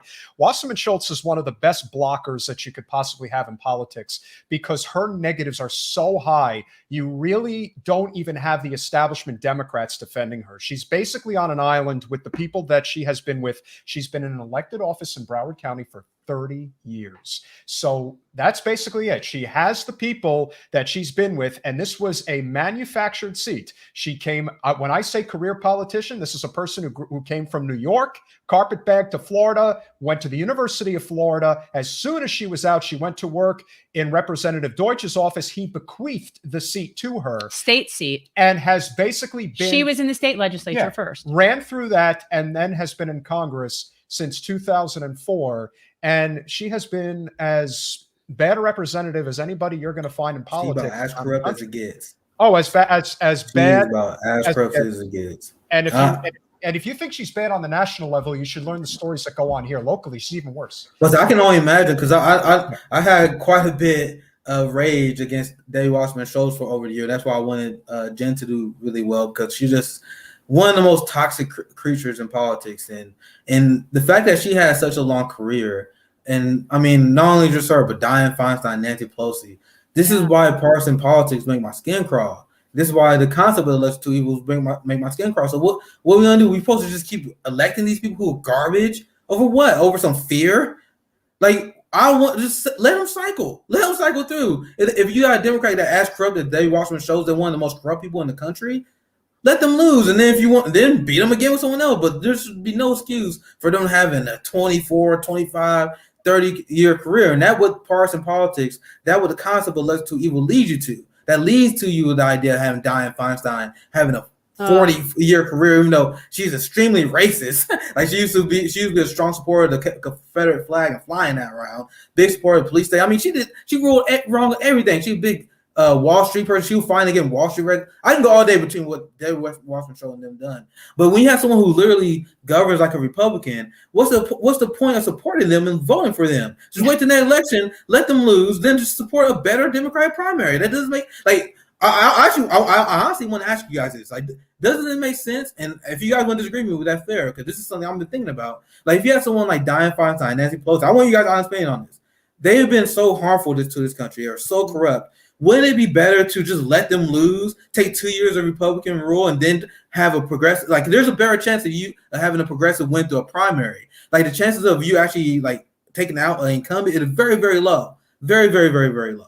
So shouldn't it be better for us in the long term? If you think in long term, since they're already horrible, let them lose, then come back with someone stronger 2 years or 4 years or 6 years, whatever it is. I'm honestly asking you guys, because that's what I think. Because these people, like some of these Democrats are so bad, I don't understand how people just keep voting for them. I think we just need to let them cycle through. Well, one of the things that we know for sure Wasserman Schultz was doing, especially towards the end of the campaign, we had a surge basically in the last 2 months. That's basically when we raised about half our money.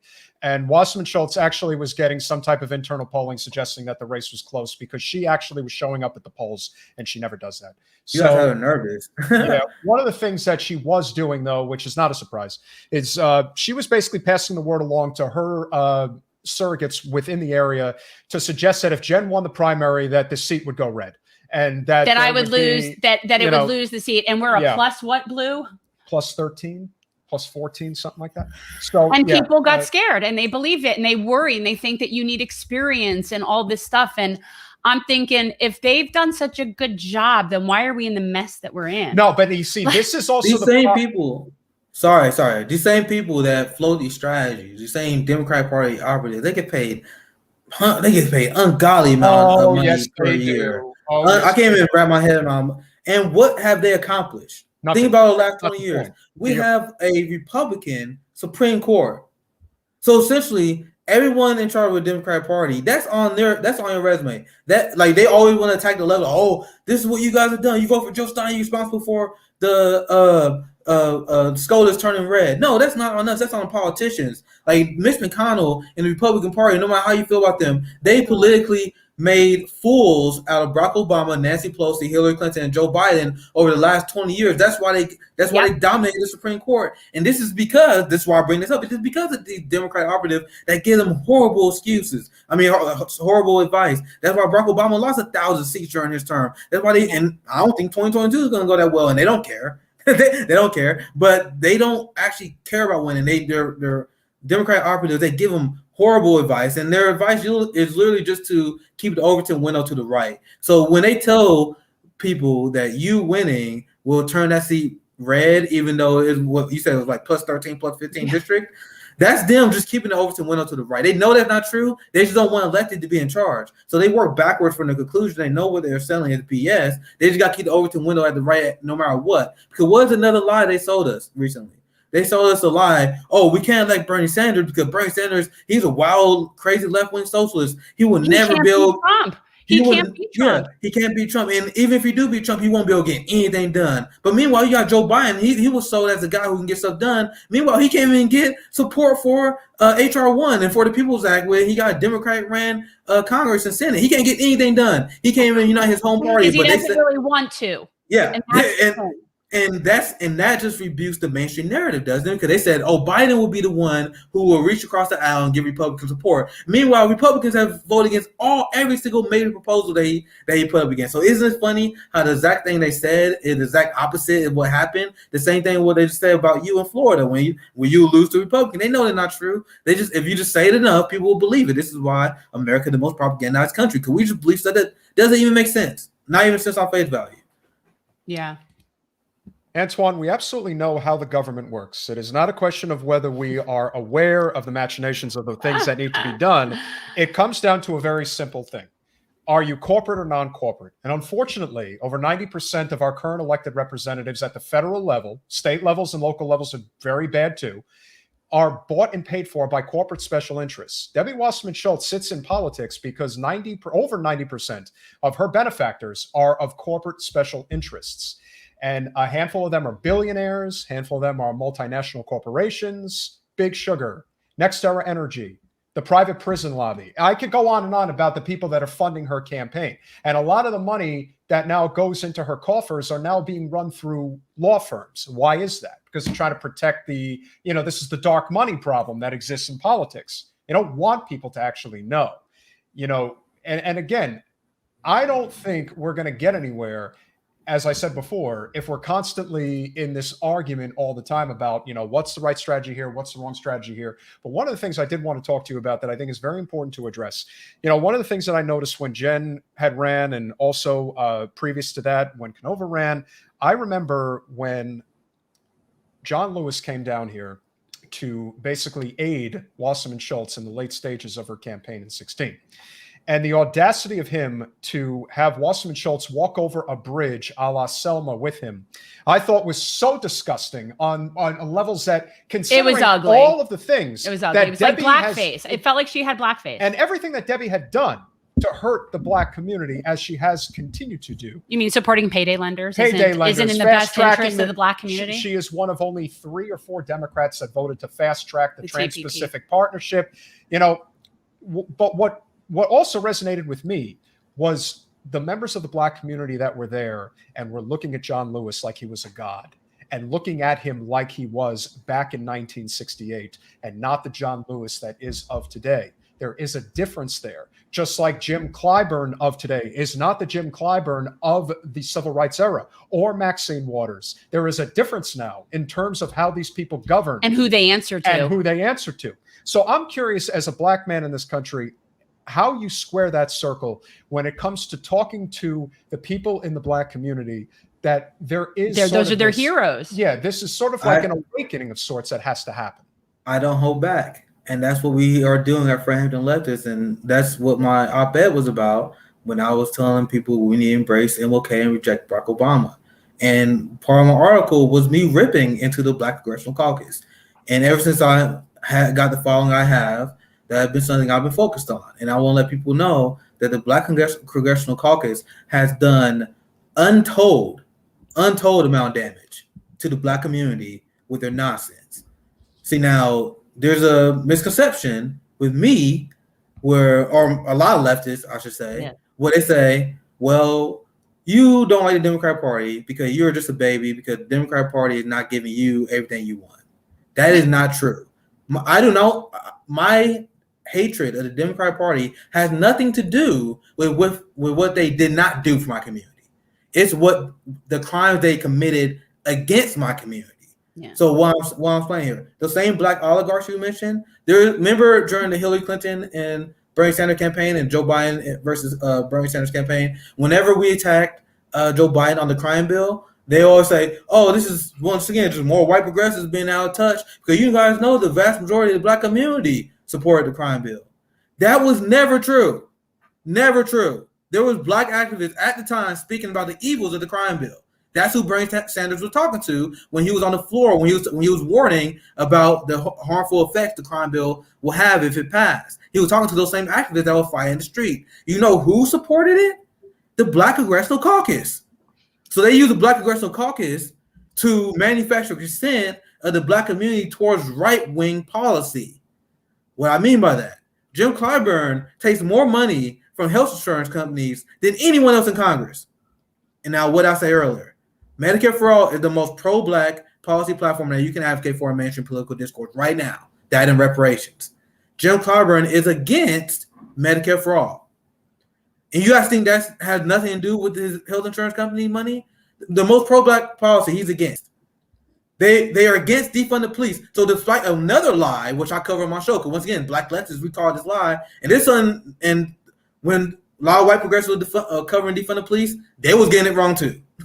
One main narrative was defund the police was supported by deeply out of touch white bourgeoisie progressives who are disconnected with the Black community. But the Black community, we always know the value of the police. And then what Al Sharpton, he said on CNN, Jim Clyburn said that in an interview as well. He's like, oh, these just white people pushing this idea. You guys understand that last summer, even when defund the police was at its most unpopular, and it gained a lot of ground since then, the only people that supported it was the Black people and Democrats. And the only reason why Democrat number was so high, because you had so many Latino and Black people who supported it, it boosted those numbers. So that narrative was always a lie.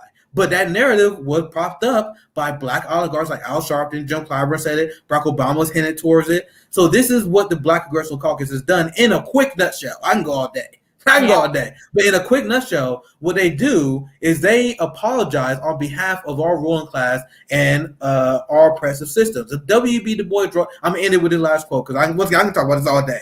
But W.E.B. Du Bois wrote about this in Socialism in the American Negro decades and decades and decades ago. Because this issue and this problem that we have is not new. This issue, this problem of Black people selling out their community is as old as the slave trade themselves. It's old as the slave trade. And W.B. Du Bois says there's a phenomenon where Black Americans find their way, their emancipation out of oppressive state. They see that the way out of that is gaining political power and then joining the forces of oppression and marginalizing the same community you came from and others, because that's how you emancipate yourself from this racist system. Now he was right, because now Barack Obama got a mansion in Martha Vineyard. Yeah. Jim Clyburn lived a life of privilege. The Black congressional oligarchs, like you said, they run cover for the Democratic Party. Because John Lewis, he lived a life of privilege and luxury. But meanwhile, look at the Black radicals who did not follow the neoliberal agenda.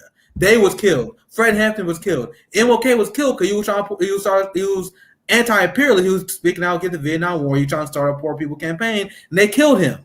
Meanwhile, you got John Lewis, who's complicit with starting the Libyan slave trade because he voted to give congressional approval to Barack Obama. So no matter what John Lewis has done in his career, I have no respect for him because he's complicit with the slave trade in Libya right now. He was a warmonger. He had a pro-war voting record to back it up. So nothing you did in the civil rights movement can stop me from, like, your reputation is ruined to me because of what you've done as a ruling class member. But the people who wouldn't fall in line, they was killed, or they was excommunicated, or they was in prison like Angela Davis was. But the people who wanted to assimilate into the political system, they was rewarded for it. And this is going to be a problem we had to deal with for a long time until more people like us at Hampton Leftists called us out. But the good news is, I know I went very long here, but the last good news is young black people are waking up to this. Young black people are seeing through the nonsense of Barack Obama. Young black people are leaving the Democrat Party in droves. Once again, young black people supported Bernie Sanders. So it's a generational divide. We are starting to see through this neoliberal nonsense we've been sold our entire lives. Young black people are way more likely to be critical. We hated Kamala Harris. We hate Barack Obama. Like, this is something that's changing in the black community. So that's the positive thing I can take from that. Yeah. And I think, a lot of people in the chat are talking about defund the police and, what that should constitute, how it should look. I think we need to take the money from the police and give it to the firefighters. But I did a lot of work on 10 demands. And now there's actually, I am very passionate about this issue. And if there's anyone who's against this issue, let me pose this question to the progressives out there. Because you guys know the majority of American people support ending the drug war, right? Bernie Sanders, he said he don't support defund the police, but he supports ending the drug war. Do you guys know why the police budget blew up in the first place? I am asking people to use their damn brain on this. Because when the issue of law enforcement and we talk about policing, this is where people are so dumb. This is where the propaganda hits them so hard. The decades of propaganda. They watch Law and Order, and they see the cops like, oh, they really want to care about busting the criminal. And then it's literally just propaganda. Cops do not solve violent crime. They solve less than 2%. They do not do anything for your community that you think they do. You know what they do? They show up at protests to crack the heads of Black Lives Matter demonstrators. That's what they do. They show up to break up worker strikes.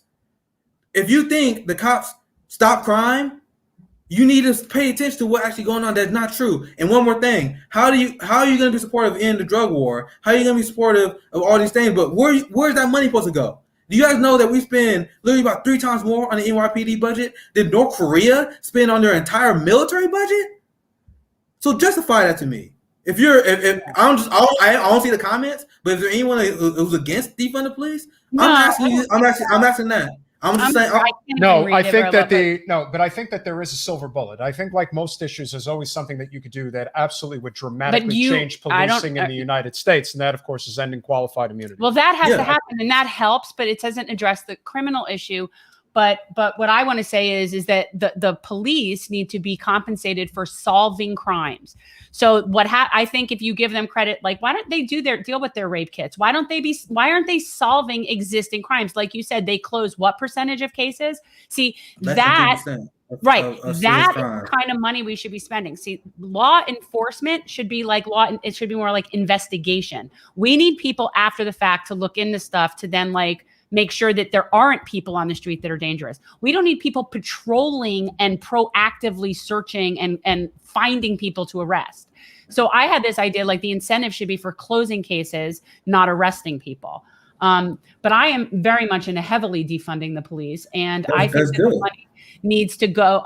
We had head of our local firefighters union on, Jason Smith, and I like him. And one of the things they're dealing with is having their pensions defunded. Not just firefighters, but EMTs and all that. So I had this thought that let's take the money from the police and give it to the firefighters and the EMTs and the teachers. And that would be a better allocation of our money. That's something that justifies itself. See, I've been pretty radicalized over the years, but when I talk about my ideology, and I got this from Noam Chomsky himself. He was playing the concept of anarchism and libertarian socialism. That's why I call myself the concept that Noam Chomsky points out. He said the concept of anarchism and libertarian socialism is that the government must justify itself. Now, what I mean by that, now as a libertarian socialist, I support Medicare for all. Why? Because Medicare for all is a program that justifies itself. It boosts jobs, it boosts wages, it boosts the economy, and it saves 68,000 lives per year. So that is inherently a program that justifies itself. Having a federal job guarantee, having a UBI, these are programs that justify itself because it's been proven to increase the quality of life you implement these ideas. So that's why I have that support system. Now, once again, this is where the libertarian part of the libertarian. I'm the same, by the way. I'm a libertarian socialist as well. Yeah, I think we see how I identify. Yeah, I think we see eye to eye on this issue. I can tell because the libertarian part of this comes from the fact where if you have government that doesn't justify itself, I don't want it. So that's why we anti-imperialist, because the endless wars do not justify itself. The massive surveillance of citizens do not justify itself. Now, if you're an anarchist but you don't support defund the police, you are missing something giant, because how do these giant police budgets justify themselves? What actually stops crime? What actually stops crime is when you spend money on housing, healthcare, education. And this is universal across multiple societies and multiple continents. So since I'm like, all right, how do we actually stop the issue of crime? How do we actually drop crime? Spending money on people homes. You mean like, so if they weren't living on the streets and struggling to live? Because I've said it a million times that if I was struggling to live and I had to feed my children, I would do anything. So most crimes, and this is also very important, I want people to understand this, and this is very also specific for female inmates. This was something that I learned, people that are incarcerated, is that most of these crimes are crimes of poverty. These are crimes of poverty. Most crime is crime of poverty. So if you eliminate the problem of poverty, you by definition would eliminate that crime. And that to me is just, it more than pays for itself. And the people that don't believe that, the liberals that still support massive police budgets, like Eric Adams in New York City, that's actually, the fact that they don't believe this is a sign of pushing white supremacy and racism. Because the idea is like, all right, even if we give those black people housing, healthcare, education, they'll still be trouble starters. I'm telling you, I am in the community, and you can ask anyone yourself. If you give us housing, healthcare, a good job, and we can take care of our kids, and we live not even just a living wage, but a thriving wage. Like, because I think living wage, like I went to the left, like living wage is one thing, but I think we should have a thriving wage. If we have a thriving wage, if we have healthcare, if we have education, people won't be on the streets gang banging. Period. People do that because there's no other way out. That's all they know. And once again, this is not conspiracy theories. These have been proven in multiple studies, in multiple programs, in multiple societies across in different countries. Like if you spend education, housing, healthcare, these decrease crime. So this is my original point. Was as a libertarian socialist, as an anarchist, that leads me to support defund the police. Because when I see that they don't solve major crime, despite their massive funding, I'm like, how does this justify itself? The funny thing is, the New York Post, they just ran a got you story. It was about a week ago on Atlanta councilman, because the Atlanta councilman got his car stolen and he supports defund the police. So a bunch of right-wing conservatives was like, oh, this Atlanta councilman, he supports defund the police. Yeah, he got his car stolen. Look how stupid he is. I'm like, that just proves his point. Because giving the police more money is going to stop cars from getting stolen. Yeah, so they didn't stop him from getting his car stolen. So that proves the point. Shouldn't we be spending that money to actually stop crime? So This is the brain rot that happened when it comes to this issue. And this is why that was my second op-ed I wrote, was my op-ed on defund the police and why that's the new civil rights era. Because there's so much propaganda, there's so much nonsense that go through Americans' head on the issue of policing and the conservative state as a whole. It doesn't even make sense at face value. And you can easily break it apart if you just learn basic abolition theory. And that's what we teach at 10 Demand, because you brought up like a good reform earlier. I mean, you can have these reforms, but they have body cam reforms. And there was a guy who died, Andrew Brown. I hope I ain't getting his name wrong, but I think his name was Andrew Brown. He was shot in the back of the head by a police officer. It was on body camera. And then they said, we're not going to release it.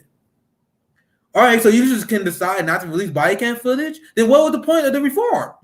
So that's the problem always inherently with reform, because it can sound good, but then the people who's enforcing those reforms. Because the body cam reform was something that Black Lives Matter, that was something that activists praised. But now cops are getting away with killings because they were like, okay, we got a camera, we just won't release it. How is that legal? Because they write the rules. Yeah. I wanted to address this comment from Jennifer Thompson. A lot of drug dealers have felony on their record and it's hard to get a job. That is also 100% a problem. So one of the things, and a majority of those are nonviolent. So you're talking about, again, mostly crimes of poverty that are these felonies. And then, yes, once people then serve their time and then they are back out, they can now still not get a job, still not make their own way. And that's how come you see a lot of recidivism. But one of the things, and a lot of the initiatives that we see on this, they're called like ban the box. I mean, that was what we had locally, which is basically that to stop allowing especially government entities to question people's previous felonies in job applications. This is a very big thing, and this obviously exponentially affects the Black community, and this is a huge problem. So to me, if somebody is a danger to the world, then they ought to be incarcerated. Otherwise, whether or not somebody has done something is really not your concern. And I find that is a huge preemption to people getting jobs, and it needs to stop. It's just an excuse for keeping people in the system.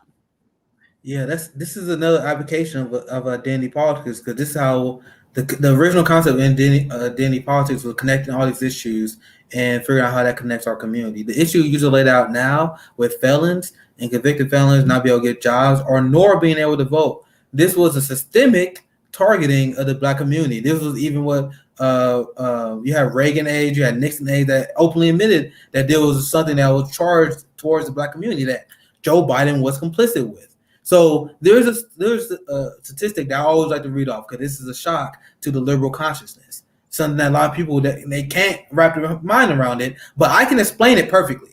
And that's it. That's the fact that racial income inequality right now is worse than was at the height of the civil rights movement. Now, when you say that, I literally have people like, what? There's no way that can be true. How can things for Black Americans be worse right now than when it was in the 60s? That's because what we just laid out. So they implemented this new Jim Crow that give Black people felonies, so they can't get jobs, so they lose the right to vote, so they so they become part of the criminal justice institution.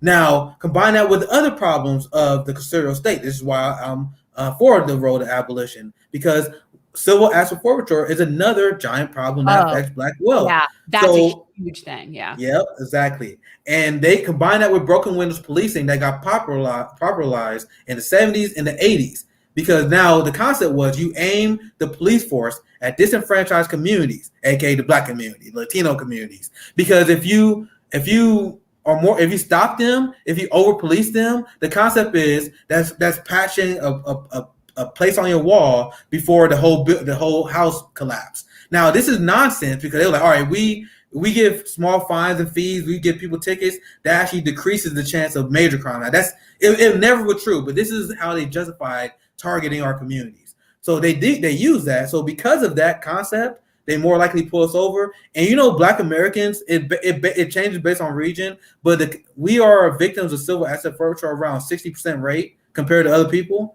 And now we know that civil asset forfeiture steals more money from the working class than criminal burglary does. So once again, you combine the aspects of the bankruptcy bill. I'm coming so far extreme, but the bankruptcy bill, the crime bill, the fact that we can't get jobs because felons, you have civil asset forfeiture, and then we are falsely accused of crime. Then we got to fight them with law or with big legal fees we can't afford. Man, it's a mess, and it makes sense to me that our economic system right now is worse than it was back in the 60s because of all this. And I didn't even get into medical debt, student loan debt. There's so many things I didn't even get into. Civil asset forfeiture is a serious problem. I don't think people really understand. It's just theft. It's just theft. It's the government just stealing, and they can and there's very little recourse, if any. There's no due process. It's just they can come in and just take your stuff. And to me, that is the modern day weapon of the white supremacy system to basically make it so that Black communities cannot create generational wealth. It's just one more way to suppress their ability to create generational wealth, which is the biggest problem, which is why we need reparations. And well, you took the words out of my mouth. Well, that's a great segue. Well, I'm in this conversation too. I'm sorry. The two of you guys should have just done should have just done a podcast together, and I should have been. Okay, I should have just been the moderator. All right, sorry. No, I think that this is a great segue to reparations. I think it's a very important topic, and I think people really don't understand what it means. There is this misconception, and again, you know how corporate media propaganda works. They like to show the when Obama and Romney, I can remember, were running for president, they were showing people in the urban blighted areas were giving away free cell phones and see, this is what you think reparations is. No, reparations is banks investing in communities that need investment, not in communities that don't need it. Most of the banks want to invest in communities that are already thriving.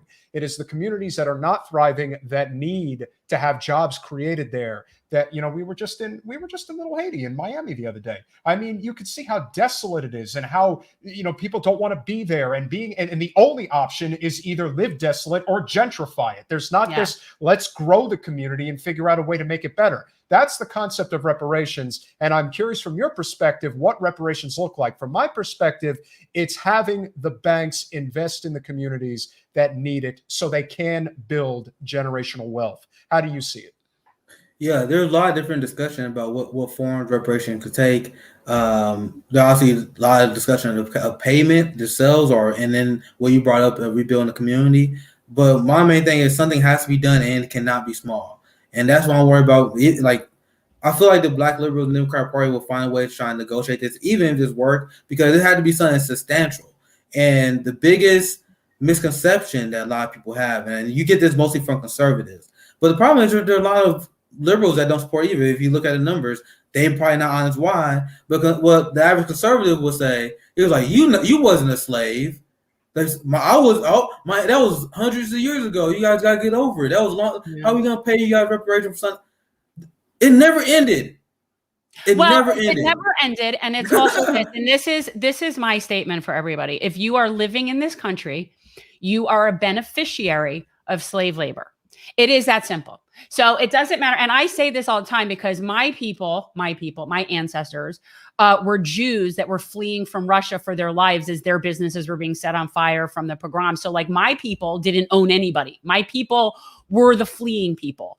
But yet I am a beneficiary of an entire system that is premised on white supremacy. It's that simple. So, and once you accept that, you have to understand that the only way this can ever be okay is if we repair as best we can and make people as whole as we can. Otherwise, we're not going anywhere. Like I cannot, this is my sort of like more hippie spiritual vibe kind of coming through. But like, I truly believe that if we don't repair this, we cannot thrive as a people. That's just that's a giant point that reparation activists always make, because it's more than just the money. This is the acknowledgement and the healing process. I mean, there will always be that tension there, and this is something that will be acknowledged, because people who were victims, and I'm happy about this, but the people who were victims of Japanese internment camps, they got reparations for that. But they can get reparation for that, but we can't get reparation for being a victim of the previous Jim Crow and the new Jim Crow. Because once again, people are like, oh, there's slavery a long time ago. Well, how did that affect me? So what you laid out was 100% accurate. And that's a brilliant way to handle that objection. It's amazing. But another way I handle it is like, bro, it never ended in the first place. Because of what I literally just went on a long explanation of why Black wealth is worse now than it was in the 60s. Like, this is a part of the reparation process. The fact that Black Americans were being illegally foreclosed on by Wall Street, and then they let them go. Eric Holder and Barack Obama let them go. The fact that Democrats have worked in tandem with Wall Street when they were legally foreclosed on Black owned, they are charging us. You guys know that Black Americans would charge higher interest rate for housing for decades? A lot of things like that. I learned, there's a book, I have to recommend this before I forget. It's new. It's called The Whiteness of Wealth. And it's a woman, her name is, I believe her last name is Brown. I actually wanted to get her on the show. I reached out, but she just didn't seem that interested. But one of the things is, I think she lays out, she's a lawyer, a money lawyer, basically, at Emory University.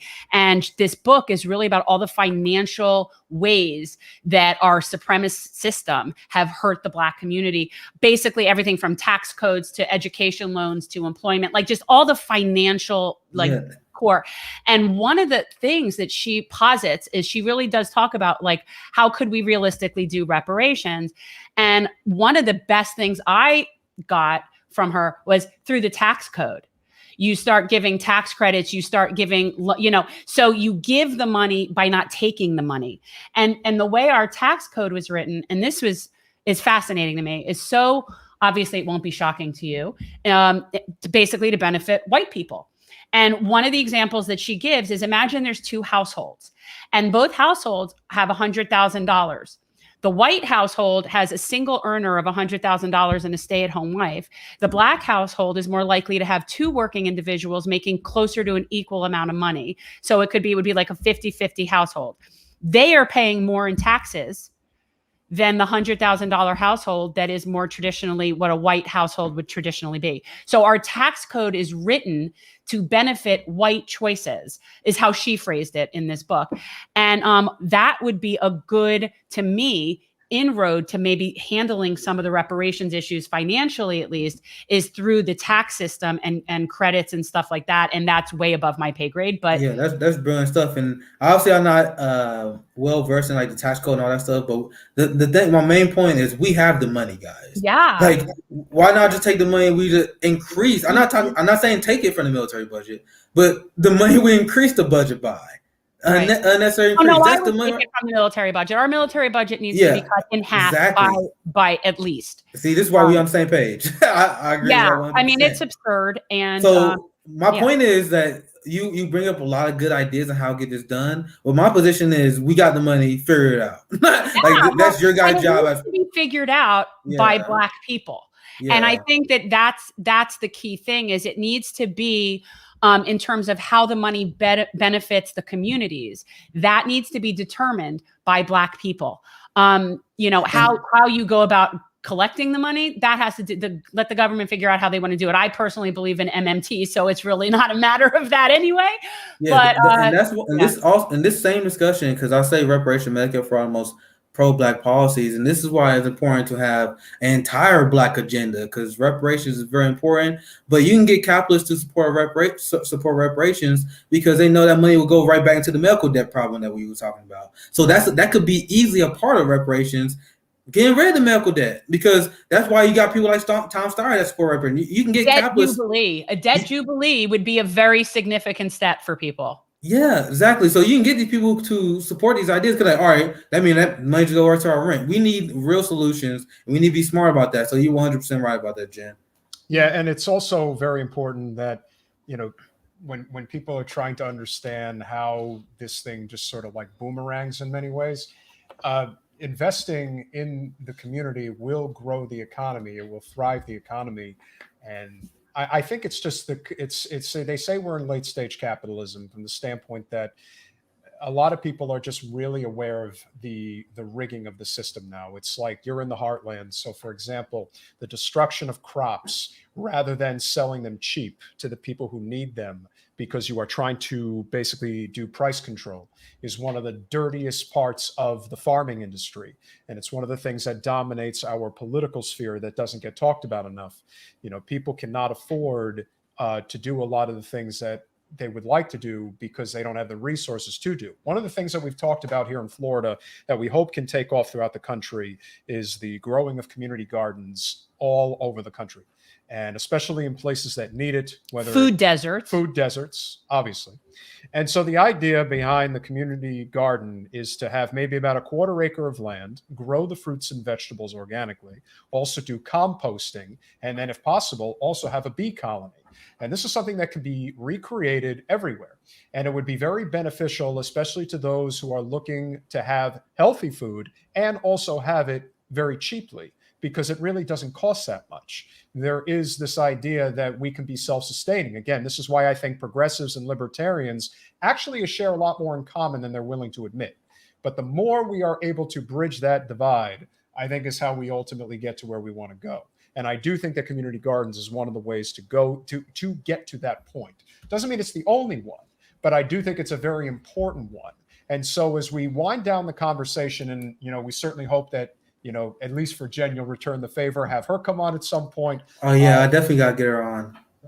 I am curious as to, what your thoughts are as far as, again, like you said, you really have that libertarian / socialist philosophy as far as how we are able to, crack the code, so to speak. How do you feel about community gardens? So you mentioned late stage capitalism, and I try not to be negative in my assessment of politics. I just tell people how it is. Unfortunately, we don't have politicians that are going to save us. Like, we can't rely on these people to save us. So we got to put it in our own hands. And this is what we advocate for. So community gardens a great idea. I was talking to my friend Beth, the Boubazi Ellen, about this before. This is something I'm very, very interested in, because I'm interested in any strategy where we do not have to rely on politicians. And when I am talking about how I'm a libertarian socialist, I mean, I try to live that way. Like I try to live as an anti-capitalist. Like, now, this is what I think people should do. Like, try to help your neighbor out if you can. Like, we need to stop relying, try and get into mutual aid as much as you possibly can. We can't rely on these people in suits that rely on old school racist legislative process that take years and years to get done. Once again, that the filibuster came from Jim Crow era, by the way. So you can't rely on this white supremacist system to save you. We got to take it upon our own community. And this is something I've been coming to a realization through last year, because like, we can put all our time just focusing only on electoral politics and electing politicians. But at the end of the day, is that all that money and funds that you spend on that, is that actually helping your community out at the end of the day? This is something that we got to think about. So investing in stuff like community gardens, investing in stuff that actually helps people, investing in mutual aid, helping your neighbors out. I think this is really the actual goal we have for the love. We got to find ways to actually help ourselves and help our neighbors instead of allowing politicians to do it, because as it is right now, capitalism is going to continue to crash. It's going to continue to get worse, and we have to adjust to it. Like, we're going to have another crash coming up soon, and how we handle it as a community is going to say a lot. And the good thing is, like in Kansas City, I know you're asking me about other organizations before. Like, we have KC Tenants, and this is just an example of what I'm referring to when I say we take care of our neighbors. KC Tenants do amazing work out here when it comes to housing. And we have a giant homeless epidemic that started because of the COVID economic downturn. And what they have done is they teamed up with homeless unions. The fact that even a thing says a lot about our state, doesn't it? But we had homeless unions that through direct action got in contact with the mayor, and they was able to secure, I covered this on my show as well, they was able to secure over 150 housing units for homeless people because it's just direct action working with community people like KC Tenants. So these are the things that we got to do instead of relying on politicians. Just force these actions, force and literally put pressure and make real changes in local communities. That's what we got to do. And I think that's our route to success in the late stage new capitalist system we're in, because my honest assessment of our chances of prosperity using national politics is very low. I think after Bernie Sanders, and I'm not trying to be negative, I just got to tell you how it is. Like, after Joe Biden beat Bernie Sanders, now we got Kamala Harris, Pete Buttigieg up next. It doesn't look good on a federal level. So we got to figure out strategies like community garden, how to improve the lives of people, because that's why we in the game. And at the end of the day, we in the game to improve people's lives. This so that's is a great idea. It's very Fred Hampton of you, and for people who, because I'm wondering if people even know who that is. For anybody who doesn't know, Fred Hampton was leader of the Black Panthers. And that organization was all about building community networks and feeding children at schools and all sorts of stuff. It was basically socialist, and which is what I think is what made it so inherently dangerous to the powers that be. And but yeah, it was all about building up communities and that's why we call ourselves Hampton Leftists, because this is what we want to promote. Like my friend Rome, he doing a tour for the poor. He has been for the last few weeks. I mean, he actually out there feeding kids, getting them clothes, and it's through the mutual aid efforts of our community that he's able to do stuff like that. I'll try to share his efforts. I'm going to travel with him later this year and help him spread his message. I mean, we more than just a podcast. Like, we starting out as a podcast right now because we're still very new. But as we continue to grow, we're going to continue to do stuff like that. Actually be in the street, helping our community. Because what Rome is doing, we're going to expand on that as we continue to grow. That's why we call ourselves Hampton Leftists, because we want to strive to do that. That's our goal. That's what we do here. Yeah, and that's why I said I love what you was doing with, like, I didn't catch more, but once again, I saw what you did yesterday where you was organizing the action for Julian Assange. Like, these are the stuff that I think the new leftist media need to do. I mean, it's more than just being a podcaster, more than just talking about this. You got to try to, like, do what you can do. I mean, not everyone could be Fred Hampton, but do the best you can do. But sorry, I think you about to say something before I cut you off there. No, you're cool. I think that it just speaks to the fact that I think this was a very productive conversation. It was fun.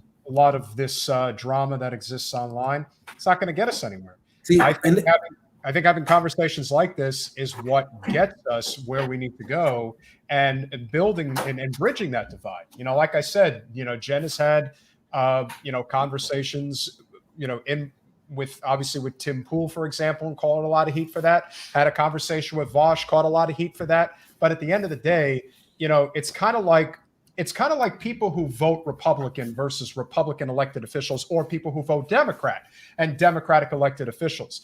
If you have a problem with somebody who's elected, let's say Josh Hawley, for example, that's fine.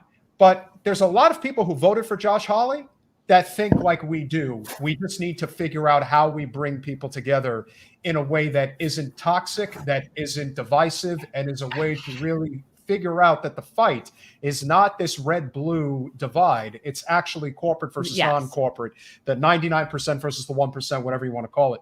But to me, that is the fight. And the more we're able to build these coalitions, even if we don't agree on everything, cross-pollinating is very, very important. Cross-pollinating. Well, you said that. Cross-pollinating. That's your saying. So, and like I said, I'm very appreciative. I do like pollinators.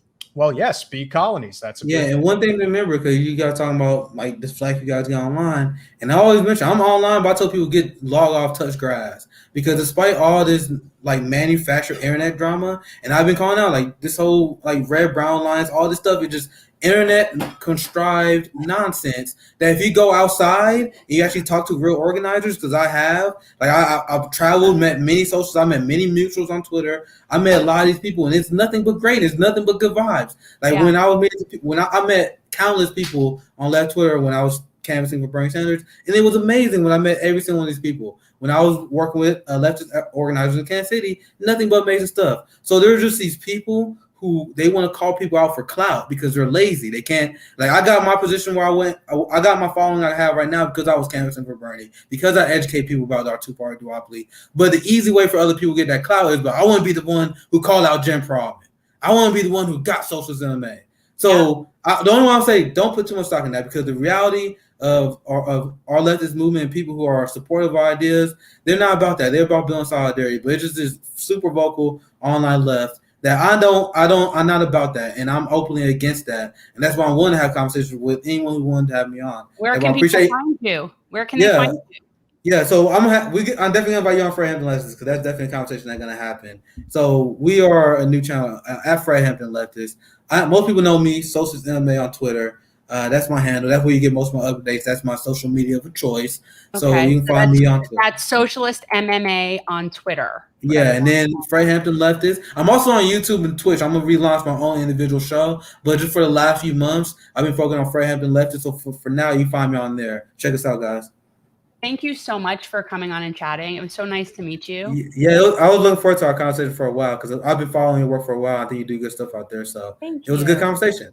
I appreciate Nick, it. Thank you so much. And yes, let's definitely. We're about to get into Florida Bites, and it's full of reptiles, so it'll be interesting. But I don't know how interesting that is for you. We really appreciate you coming on. And like I said, I think that these types of conversations are very important. And as you just alluded to, and we'll leave on this note, it is much easier to get along with people in person than it is to basically do it online. So being out and about definitely helps a lot. And we really appreciate all the work you're doing in the heartland, and keep doing your thing. And we definitely look forward to catching up with you soon.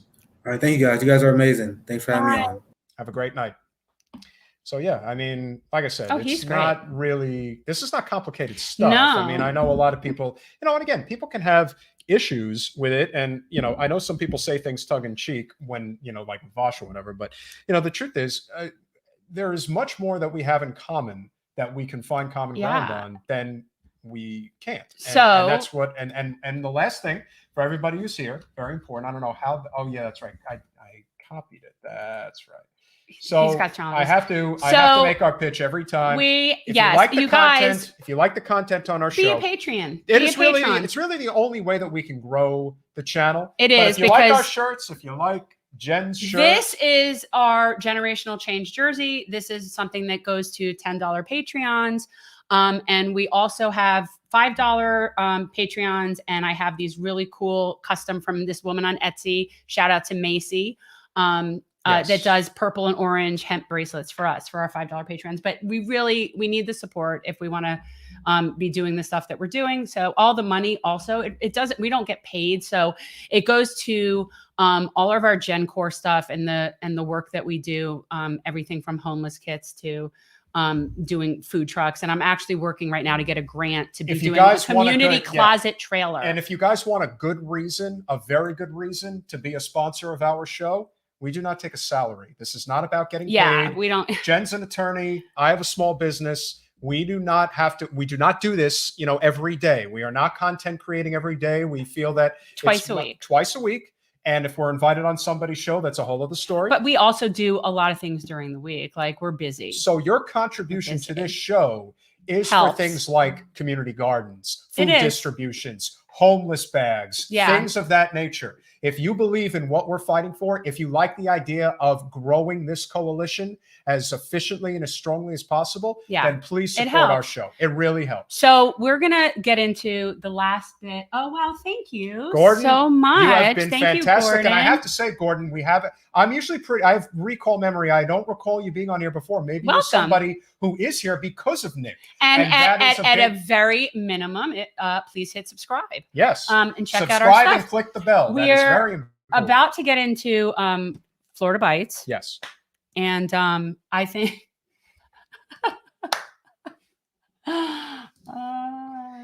there is never a loss for different things that we could find to talk about here in Florida the state of Bites, Florida. it is full of reptiles. But, it varies because sometimes I actually have that be about a disgusting human being, like usually a state legislator or somebody. But this time we actually have an actual bite and a reptile.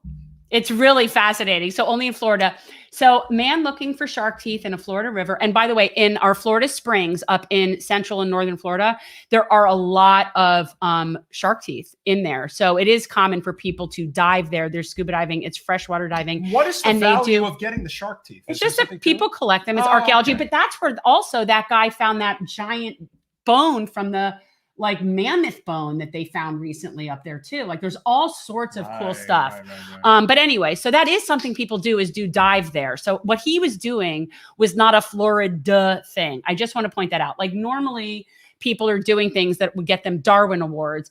This guy was actually doing something that people do. Like, this was not something unusual. But anyway, he got bit on the head by an alligator. That's not something that normally happens. So yes, that's in Florida. No, but that's such a Florida type it is. Story. But I know, but I just wanted to preface it with this gentleman was not necessarily doing something stupid.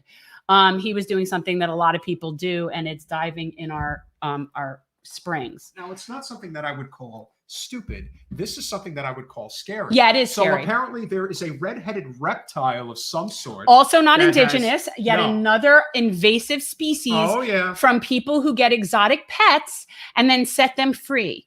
And Florida is a breeding ground for these things. So if somebody, like, for example, somebody gets a reptile like that and they live in Kansas City and they set it free, it's going to probably be dead by the next year because it might not be able to live there. Jennifer, thank you so much for your wonderful support. Thank you. We really appreciate it. But unfortunately, Florida is a very good climate for a lot of these invasive species. So when they get set free here, they really affect our ecosystem. So right now we have a new red-headed lizard that is seemingly popping up. They are not meant to be here. And now, who knows what's going to happen? I mean, I drive up Orange Drive here in Broward County, and it's like I'm in Jurassic Park with the iguanas. Oh, yeah. And it's just like we live in, I mean, it is part of why I like Davie, but that's more for horses than iguanas, but we have that. But if we want to talk about mammals. You see, but again, and the last thing that I'll say, in Florida, we're always, call me crazy, but because we are ground zero for climate change, you almost wonder if some of these species are being able to thrive because of the fact that we are slowly but surely not even having spring anymore. Well, you know what? I think that, and I'm going to tell you, when I first started noticing the huge increase in iguanas down here, because the iguanas are not native here, but they flourish. Oh yes, they and do. We have, and they're big. And when I first started noticing the iguanas down here, you were seeing it where they would freeze and die when it would get really, really cold in certain places. And now that doesn't happen anymore. No. So now, one, they've adapted, and two, it is a climate crisis. So I think it's a combination of things, but people who let their critters go, it's a problem.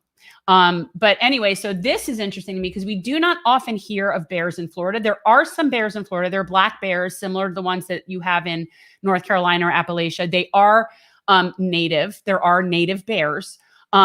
But I have not heard of one being seen this far south, which would be in Naples. And I certainly have not heard of one wandering through the city in Naples. But apparently a black bear was wandering through downtown Naples. What else is new? Well, it's scary because what that shows is that obviously we're so negatively impacting their ecosystem, and they're either coming out looking for food, or who knows. But it's obviously, it's not a sign of anything good.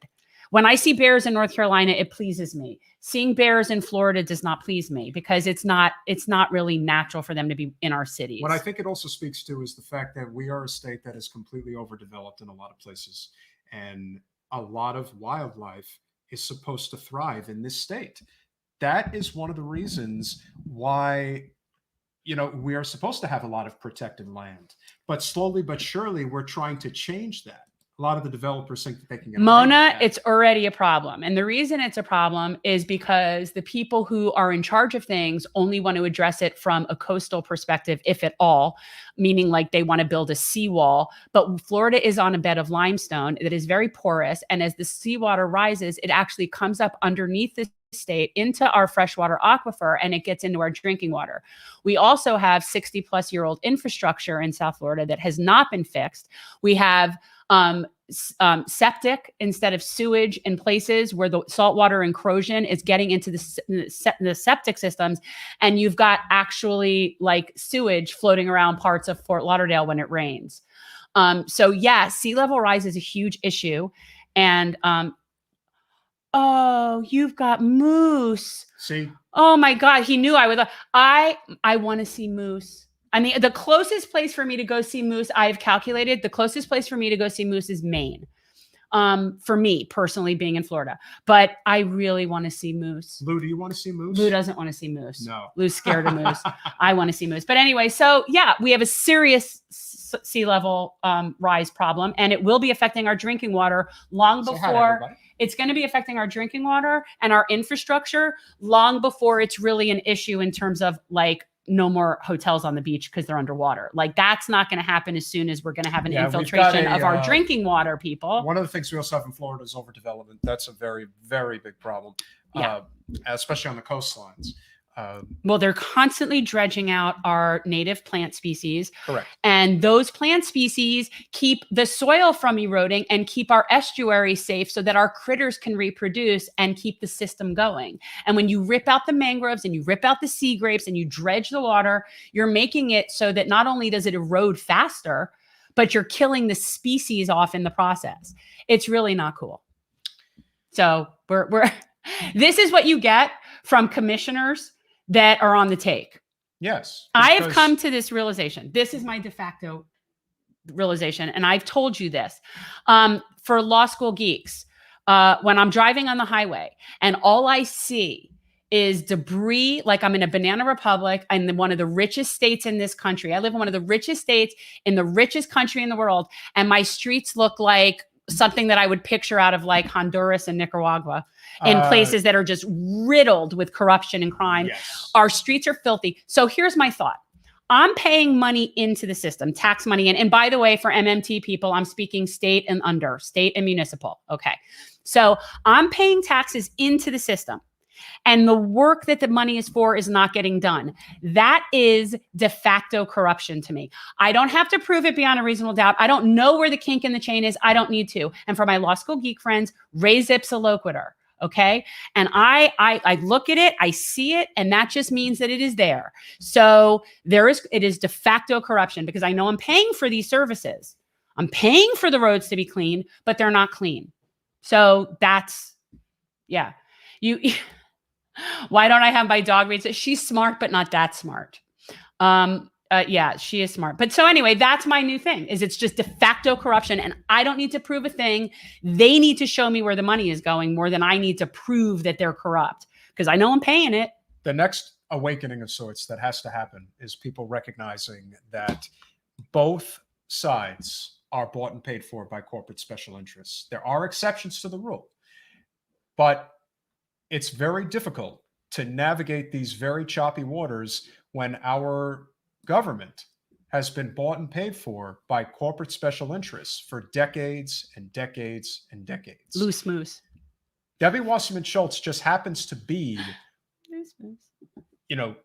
sort of the eye of the hurricane here in South Florida and in many ways throughout the state, But she's one of many, as Jen likes to point out. Yeah. This is not an anomaly. This is the system that we have. No, and she's particularly known because of her position with the DNC, and also because she's kind of particularly gross. But you know, they're all the same. Yeah.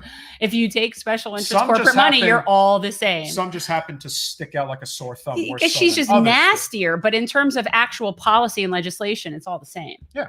And again, do I think that there was a nefarious intention by AOC, Jamal Bowman, and Ilhan Omar to not vote against the $1.9 billion additional monies to the Capitol Police? Think about how many Capitol Police officers there actually are and what $1.9 billion actually means. It's ridiculous. The reality is, it's ridiculous. You are in a sea of corruption, and you are trying to be the benevolent ones, and that is a very tough place to be.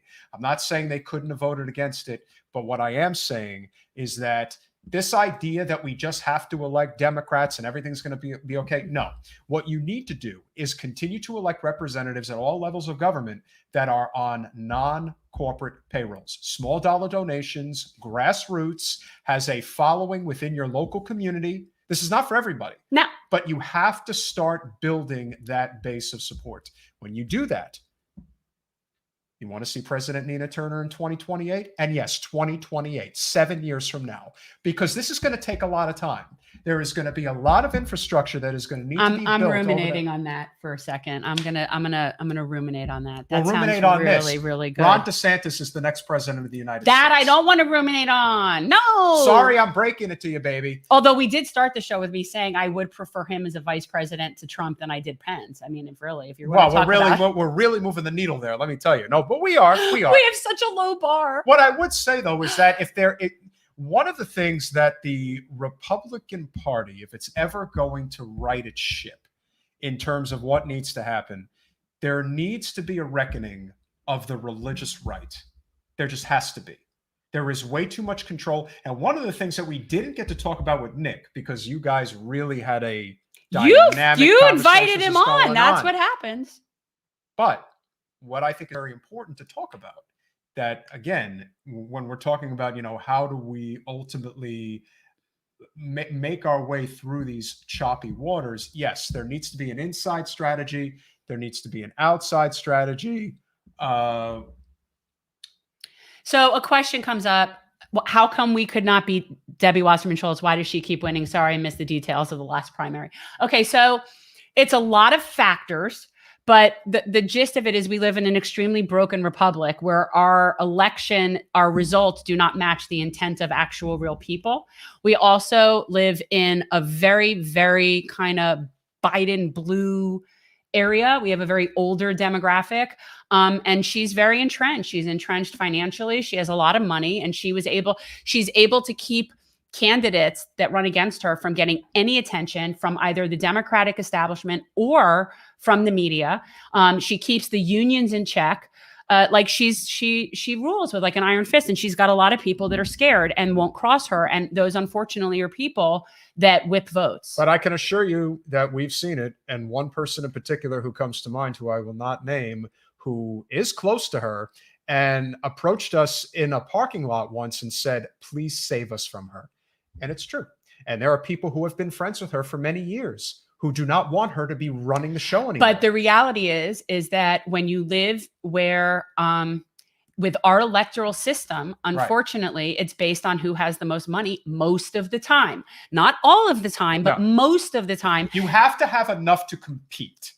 $400,000. And when half of that money comes in the last 2 months of the election, during a pandemic, mind you, it is very difficult to get your message out there. And all she has to do is like pick up the phone and she's there. So it's that. But, it's also people are scared of change. They are. And especially this is an older demographic down here. Yeah. And name recognition is everything. Yes. And the only thing really that can help counterbalance the need for money is name recognition, because that's what the money buys. The money buys name recognition. So the more name recognition you have, the less money you necessarily need. I mean, that's what we're dealing with. Yes. And what she can afford to do also is get into, so we have a lot of condos, a lot of high rises that we can't canvass, even pre-COVID, places that we can't get into, certain gated communities, certain buildings. And we were pretty strategic about being able to make connections within those buildings. Yeah, but there's still, and There's even so, but a lot of many. them have, and they have rules against it and whatever. And one of the things that money gets you is mailers, and mailers get into all of those buildings that we can't canvass. Right. So we were able to do one mailer. Debbie could do as many as she wants. And she did. And she did. And she not only did that, but she decided to basically, I don't even know what the technical term would be for using our branding concept. Oh yeah, she used our color scheme in her mailer. Listen, Debbie, she's cheap. I mean, she uses cheap shots. Like all I could say is, if there was an opportunity at some point for Jen to run again, if Debbie actually really thought from the beginning that Jen was a threat, she will pull out every conceivable dirty trick. It's true. And whether legal or illegal, because she did some illegal stuff during our campaign. She did. And she did not pay the price for it. No, nor will she ever. Well, you never know. No, because we know she'll throw other people under the bus to take it. So. Which is what I've always suspected. You see, the reason why, and I will conclude with this, Ernie, the biggest reason why I think Debbie sits where she sits, despite all of her negatives and how she drags down the Democratic Party, especially in this state, she was the head of the DNC for 6 years. Yeah. And when you are the head of the party for 6 years, you know all the secrets. You know where all the bodies are buried. You know everybody's dirty laundry, and you basically have them wrapped around your finger. And Debbie has more or less made it clear that if I go, you're coming with me. I think that that also that influence also goes to other organizations. For example, Debbie's friends with the head of the National Teachers Union. So we can't even get a screening from our local teachers union because it goes all the way up the food chain to Randy Weingarten. Right. So there's a combination of factors. And whenever people ask us if we're going to do this again, you know, there's a few things. One, we need to know that we have money that's going to back us. And two, we need to have at least a few unions that are willing to endorse out of the gate. We mention this every time we're on the air. If you want to know the biggest roadblock to Jen being able to beat Debbie, his name is Dan Reynolds. He is the head of the Broward County AFL-CIO and almost every union. And remember, our congressional district is literally sandwiched between one of the biggest markets in the country in Miami and one of the biggest mid-markets in the country in Fort Lauderdale. So a lot of people work in those areas and they live in our district, and the power of that union vote, it matters. It comes at the top from one guy, and he is a problem. He has broken charter. He has done unbelievable toll damage to prevent her from having a fair screening. In violation of their own bylaws, he refused to give me a screening. He wouldn't even call me back. So their rank and file don't even know that there's another option, but we want to get through. We want to go around it and get through to them. And the last thing I will mention, as for all the things that you can really nail Debbie Wasserman Schultz on, her pro-corporate record is so anti-worker in so many ways. And all I have to say is that she has always supported the trade deals, and she was a proponent for fast-tracking the Trans-Pacific Partnership. If you are in labor and you support somebody like that, don't ever speak again about how you care about workers' rights, because you don't. Well, that's the difference. And this is where we see the distinction between labor and union. Correct. Because union is being run by a handful of people at the top, just like any organization. And sometimes those people are not doing what's in the best interest of rank and file, because I will always stand with labor, but the union is another story. And right now, that the biggest impediment to progressive politics happening in Broward County is Dan Reynolds. That's our opinion. So and there are, and if so, people, we'll name names. I mean, he is definitely a big problem for progressive policies. He in particular, as much as anybody. The one thing we didn't get a chance to get into with Nick, which hopefully we'll get into next time, is the issue of the gatekeepers within the Black community. Yeah, that is another. And we big can name issue. that. We'll name those names too. I'll name names. I don't even Pastors. care. Yeah, well, but anyway, so whenever people want to ask, and if you're out there and it's something that you want to see her gone, you want to see a progressive take over and be in that position. And we don't lament people that want to challenge the status quo and that want to run for office. But let me tell you something. It is a massive undertaking. The highest seat that you can run for at your local level is a congressional seat. And if you do not understand all of the all of the convoluted components that go it's complicated. And Broward happens to be one of the worst in the country. We as told by that guy who said, "Oh yeah, you guys in Broward." This is a person who goes all over the United States, and we're known in Broward. Oh, you guys in Broward, you have a reputation. That is not good. No, that is not good at all. And you only know what you know because Jen, you're a native Floridian. You've lived in Illinois, Indiana, and Texas, Colorado, and you've been to a handful of different places. I am sure you would agree that while there are things that, there's positives and negatives in almost everywhere you go, there is nothing like Florida. No, it's its own animal. But I mean, so, people, if that's something that you want, if you want somebody who, is going to push those policies, then you need to get to the core of that. And the core of that is the unions and getting through that. And that's a hard thing to do. Mona, I can assure you, she's going nowhere. I'll leave on this note. Nowhere. Debbie Wasserman Schultz only has the seat that she's in right now until she doesn't have it anymore. And then she's getting nothing else, unless an appointment. Unless, look at Neera Tanden. So Debbie cannot get elected for any other seat. And to be honest, she was really never elected into the seat in the first place. That is true. It was bequeathed. It was sort of, no, it was like it was a new district. It got redistricted and basically got handed to her because Deutsch took something else. But what you have to remember is that at the point when Tim Canova first challenged Debbie had already been sitting in that seat for a dozen years. When you think about the type of power, this is why we support term limits. When you talk about the power consolidation that comes with winning 6 consecutive congressional elections, it's incredible. That's why a lot of times there's this belief that if you're going to knock off an incumbent, it better be one that's only been there for a short period of time. One of the reasons why somebody like Dianne Feinstein or Mitch McConnell are so difficult to take out is because they've been running it for decades and decades. They know everything. Their primary objective is not to help you. It's to maintain their power. Okay, so, and Ware Pilgrim, she is the most powerful Democrat in Florida. Yes. And she actually does, she runs a lot of things behind the show and a lot of things trace back to her and people don't realize it. But yes, I do think that she basically is in charge or with the few people in charge of the state party for sure. And, fortunately for us, actually, it's pretty weak. Yeah. The Florida Democratic Party is fairly feckless and ineffective. We're not going to get into the details. I'm starving. Yeah, we got to go. But the last thing we will say is that there was a thing that the Florida Democratic Party did recently where Debbie flexed her muscles and got exactly what she wanted again. Now, did it work out in her favor? Maybe not. But it did show that her power may not be what it once was. It's waning. But it's still there. Now it's the question of when it gets knocked off. We have to continue to build an outside strategy because electoral politics, honestly, that's the last step.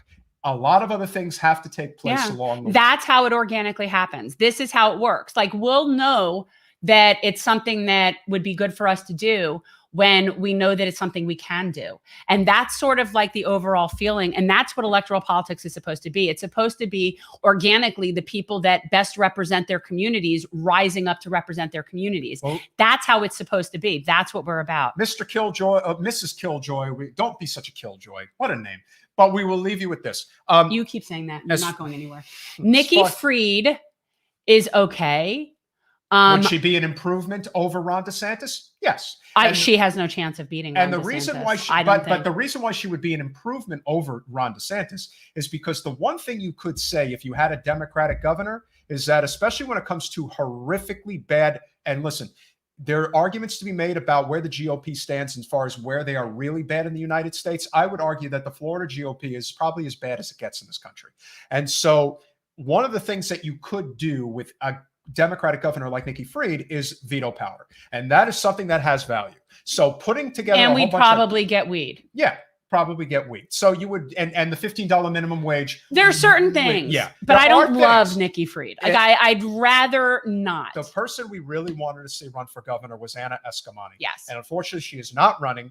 And that may be a political calculation because the odds of Ron DeSantis, for all his faults and as much as we don't like him in many respects, he is very popular. He is popular. And the truth is, from what we're used to, as I always say, he's an improvement.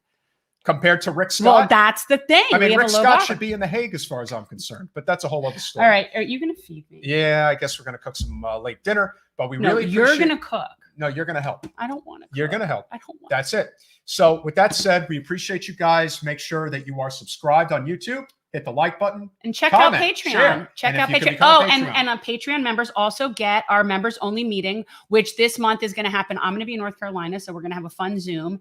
And yeah, it'll be the last Wednesday of the month. She'll be introducing some, I don't know, you'll be interviewing, I guess, some wild animals. I don't know. But so it'll be the last Wednesday of the month. I'm just going to stick with that because it's what happened last time. And it's just, why not? So the last Wednesday of the month will be our members only Zoom meeting. Anybody who is a $5 or $10 Patreon will get an email, get an invitation, and you can come on, ask questions, and I'll find something interesting to present. Maybe it could be like a whole thing on like napkin folding or I don't know. Maybe it'll be completely unrelated to anything serious. Well, maybe on that note, I think like, we got to go. No more napkin folding. Got to eat some food and use napkins for the right reasons. Thanks for everything, guys. Have a great evening. See you soon.